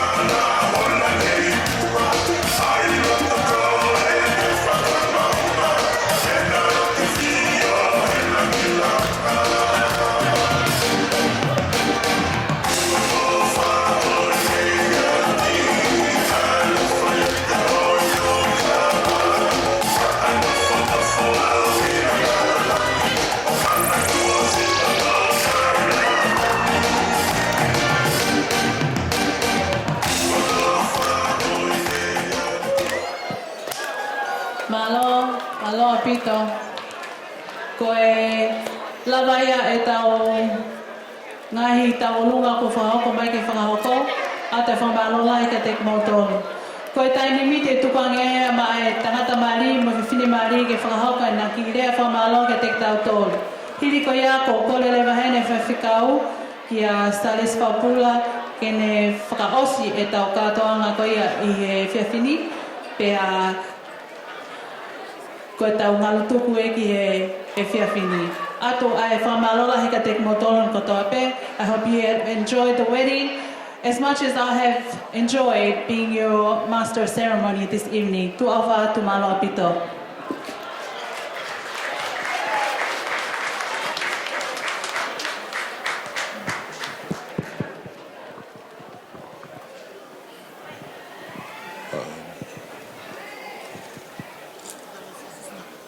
Hey? First of all, I just want to give thanks and praise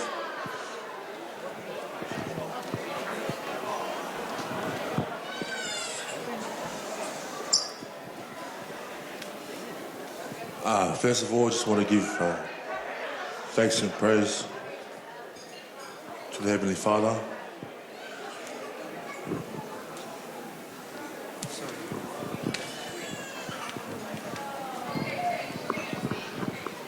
I just want to say thanks to everyone who came out tonight to celebrate our big day. It's been a long journey, but we made it. To my beautiful wife, Melesete Kavapalu, I love you. And, I also want to say thanks to my mum's family, also my dad's side of the family for being there for me since day one. I also want to give thanks to my father-in-law, Siasi, and my mother-in-law, Bedelisa, for everything they've done to make this day perfect. I also want to thank my siblings, and also said their siblings as well. Without you, this wouldn't have been done. If I've missed anyone, just know I'm grateful, and I love you guys all so much. Malo.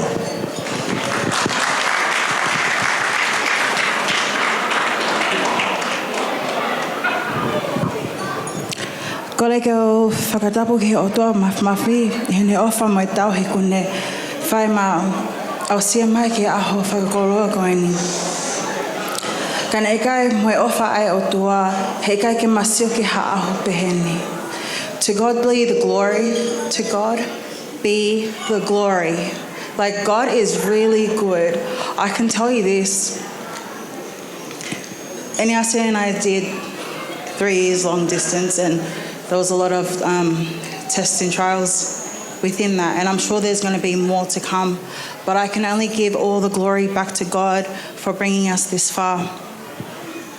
Whakmalo e ni ki a koe whai whekau sa alesi, ho whakahoko e mamali mo ngahi ako naki mo e poupou lelei ki he teo whamili fo au koe ni.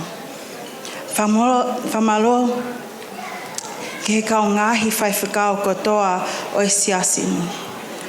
Whamaloeni ki he whai whekau Vahenga Grove, whasi tu uhoroaki, kai umaho whamili, si mui mai, he mali masiva koe ni, o konga o pito.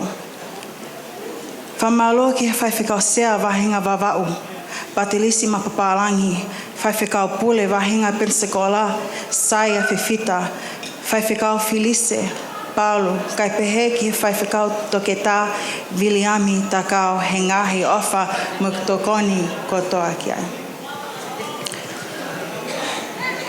Whamalo ki he siasi mo e kaunga maheni kotoa a Eneasi, o honga ki a te ao whiu moleki homo taimi ki he mali masiva koeni. Whamalo lahi ki at mautolu na tu mai me he tafu. He whakamatawela, whakaofa o maulava ai ho tani. Whamaloeni ki honga mehitanga a Eneasi. Tau wha Matilita Morgan e Makelesi Fachi o whatuka mohua. Whamaloeni ka koe Sabrina. Thank you for being here and being a part of our day. Whamalo atu ki whahu ke saia mahe. O whalahi atu ka koe ke saia. I'd also like to thank Annie's parents. Thank you for your love and support over the years, as well as his siblings. I'd also like to thank my parents.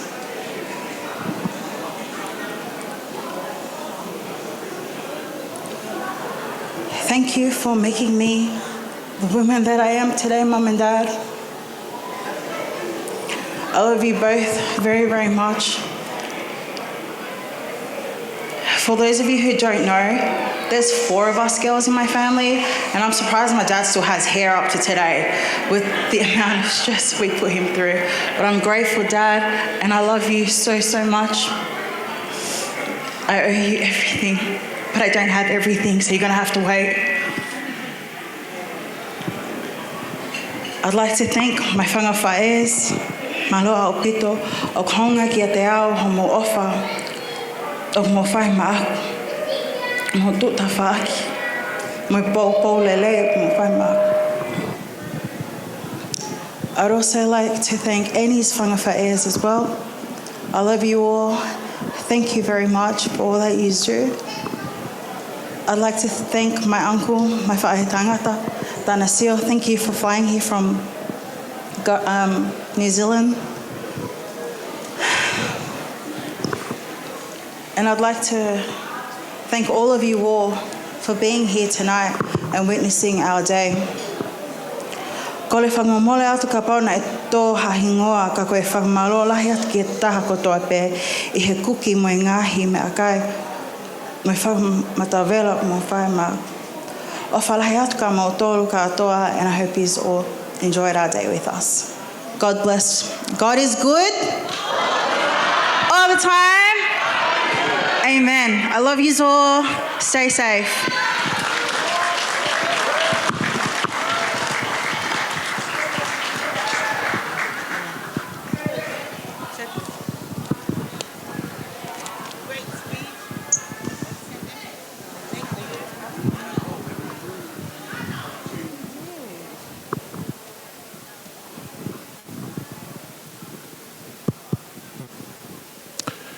Ko tuku ngata e dau katoanga. Ko uhibe ko tau iheni mo eiki. Pe kone hanga ia whakamawhana e dau ngai loto. Pe ko vete ngata. Matata noa pe mo I whaiwhikau pure.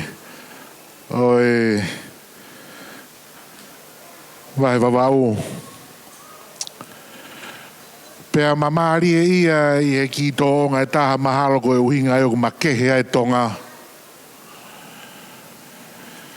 He ko e tawha ke taha e whamiri o whalangi langi I kita.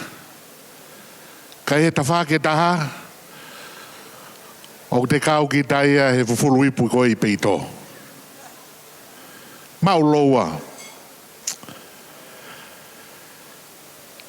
Koe whamiri o Eneasi. Ia ongi mātua ko te vita Kavapalu. Pe mo seluvai a Latu. Nei na whanau e toko hongo fulu. Toko nima whiawhine, toko nima mata. Pe iai ai ongo kui. A aku. Pe mo takata o la kepa. Whiawhine ko le sieri lupe. Mari Eneasi tauwha. Iai a ofa. Pe iai a tangata. Pe hau mai ka Eneasi.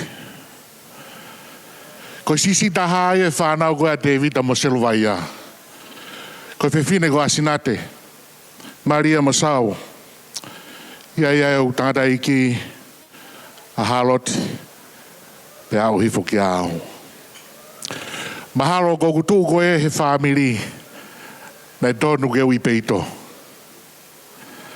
Ka kua ko e ahoni ko kau au ia hono whakalangi langi I. Hei mau whangamari ke ukau he whakamooni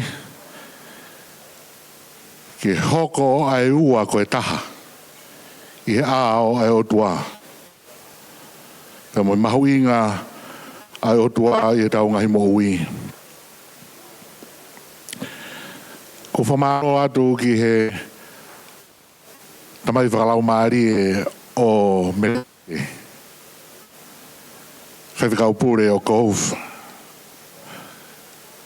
Kia whasi. I he whanawhana mea. Pea mo tokon whakalau maari e na ke whai kia Melesete. Ko fufua whetalaki mo Melesete. Pea o ki talanoa ki ai. Pea mahino ki a te au. Ai ne tui mo whalala ke eiki. Mo ne mahu inga ia I he otua. Pea o maari ia ai. Oku vaa fo ke family. Pea tatau pe mo e tau nofo a ka inga. Ko hingoa koe a Melesete, ko whanongo pe ko ne hingoa ko Melesete, whai ko manatu ki Canberra. Ka koe o whamiri pe a Melesete ko ia, pe mo ki Melesete ko ini. Aia, o mari ki a sokai. Pe ko ia i o whai maafana, e tau toi whelongo aki, i katoanga ko ini. Hanga i katoanga ko ini, o puke mai ki tau tolo. Iai nihi e tau tolo, fōlo e tau whepuringa ki. Ako tau toi mau whainga maari e, ke tau toi whakatataha mai. I he whunga pe, o e ofa e iki, pea mo e whau whamiri fōu ko whai e Eneasi, kau mā a Melesete.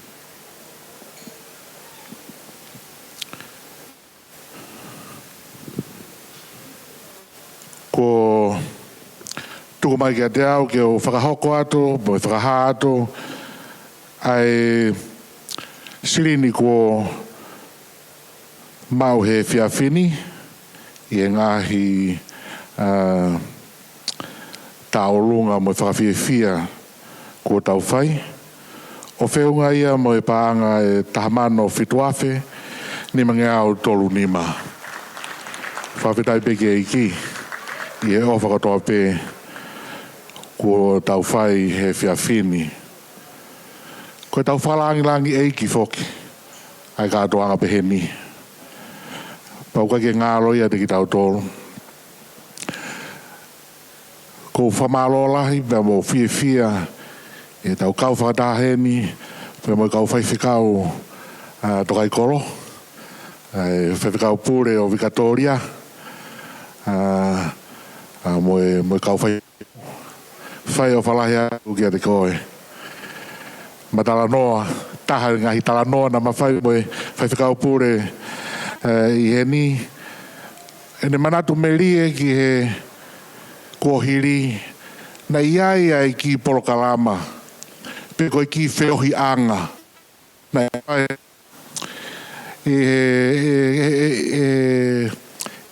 si.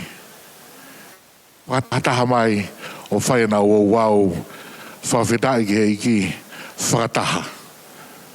Nei keke lau siasi, ka nei whaibe, e whunga pe nau tui, ai ofai o tua, mo ne uki ki tau tolu ke tau kau whakataha, koi eiki pe taha u tau lotu ki ai. Ka nei whai ai maa whana mo e manatu me rie. E whai whekau pure, o wāhenga Victoria. Nā ko hamea pe ia ke tau toi whakakaukau atu ki ai. Ke kahao. Ke toi whakamo ui pe. Ai whahinga lau maarie, nei whai ake hono uki. Ke tau taha pe ia iki. Ma tau mao whanga maarie ke tau lotu whataha. O whawhitai ai pe ke o tua i e ngahi mea kotoa pe.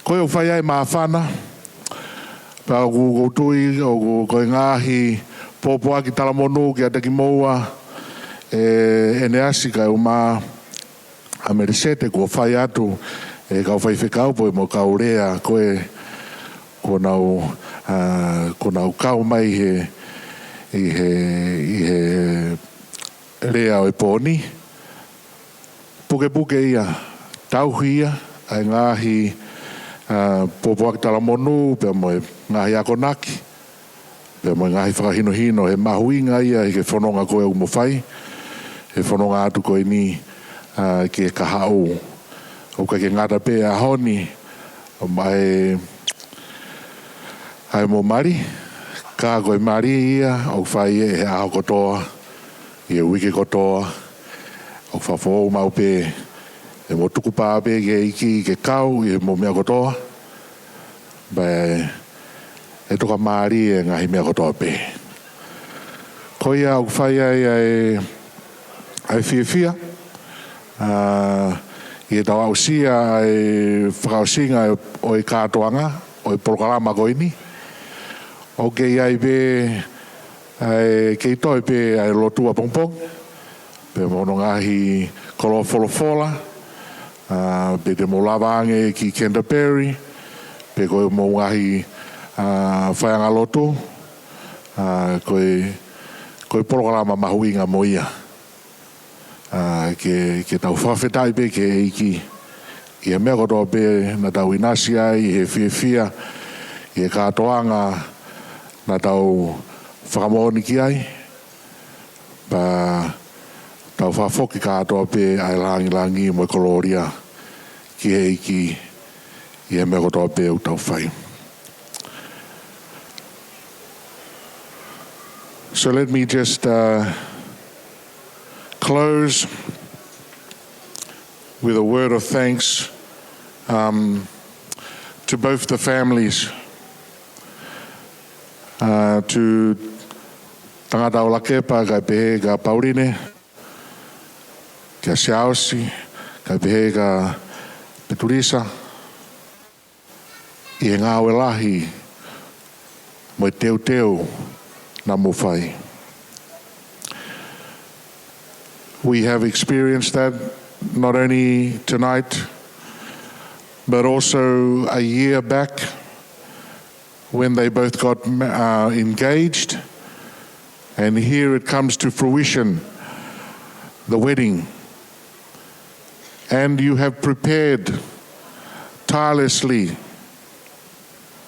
May God's strength and energy replace the energies and the strength that has been spent over the year in preparing for this wonderful occasion. And may your families both, as they come together, o kai ngata be ko hoko be a Melesete pe mo Eneasi ko they're one in God. Tatau pe ki ongo family. Our family is bigger now, and we give thanks to God for the love and the care and the protection that God continues to give us. For family that have traveled far and near, both, may God's blessing go with you when it is that you travel back. Go with you and remain with us. That's what we ask. That God continue to be the center of all that we do in our lives. Kore peke punake, hiwa mai be ves fraus o e tata wha kai ro whaia e tau loto. I he vai hoku sino, pe a vai mo e loto. E pou e he taurani, hoku lau maari e hori. Pe a o moi o ilo, ai ofa ta e ngata.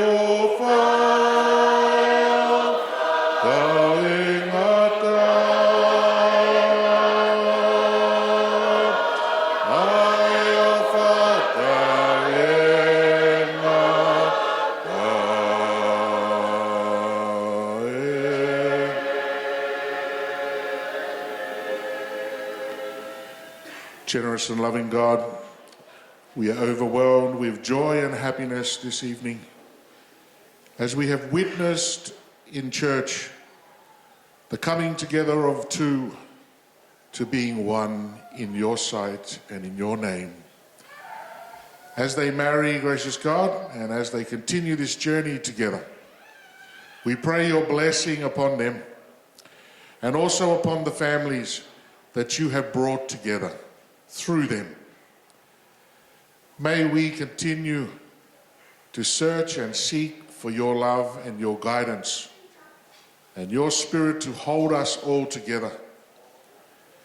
We give thanks for this wonderful occasion in which we have glimpsed your love, the eternal love that holds us, the eternal love that is the glue and the binding of the two together. Gracious God, may we not take it for granted. May we understand the sacrificial love that came through Jesus Christ for the whole world. And we understand that as you love us, we too should love each other likewise. Gracious God, we pray your blessing upon the two families, upon the parents, as they have tirelessly prepared for this occasion. Replenish their energies and give them the peace and the strength that they need to continue through to the end of this year. Loving God, we pray for each other, those who have traveled far and near.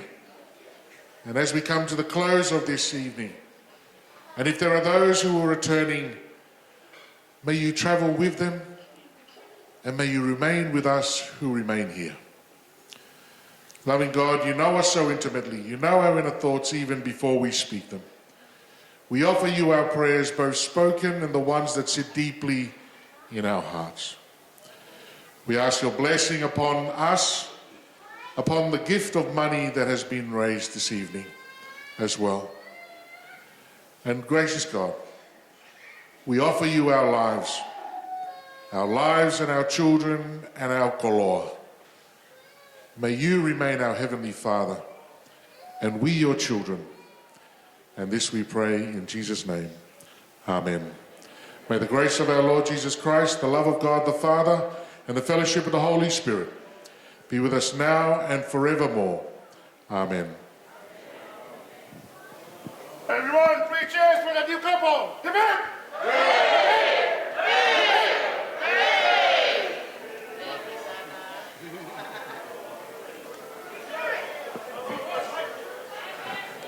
Just one last thing. I'm going to be handing this over. This is a gift for the wedding couple. The 10,000. Sorry, I'm stuffing this up. $17,535. Yeah, Melesete Mailangi.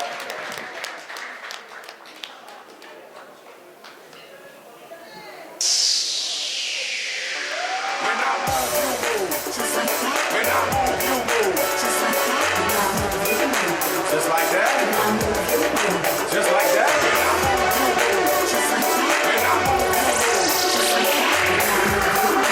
Just like that.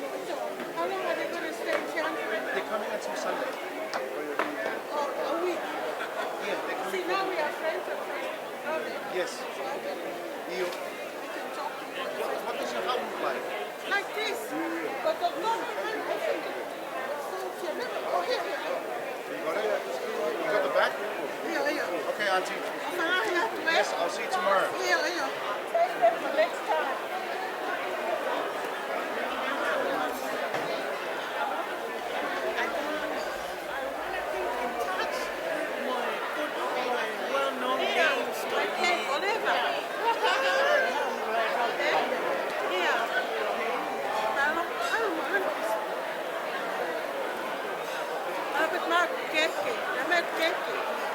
Mo koloa mo me tuanga keke, mo me katoa pe. Alo.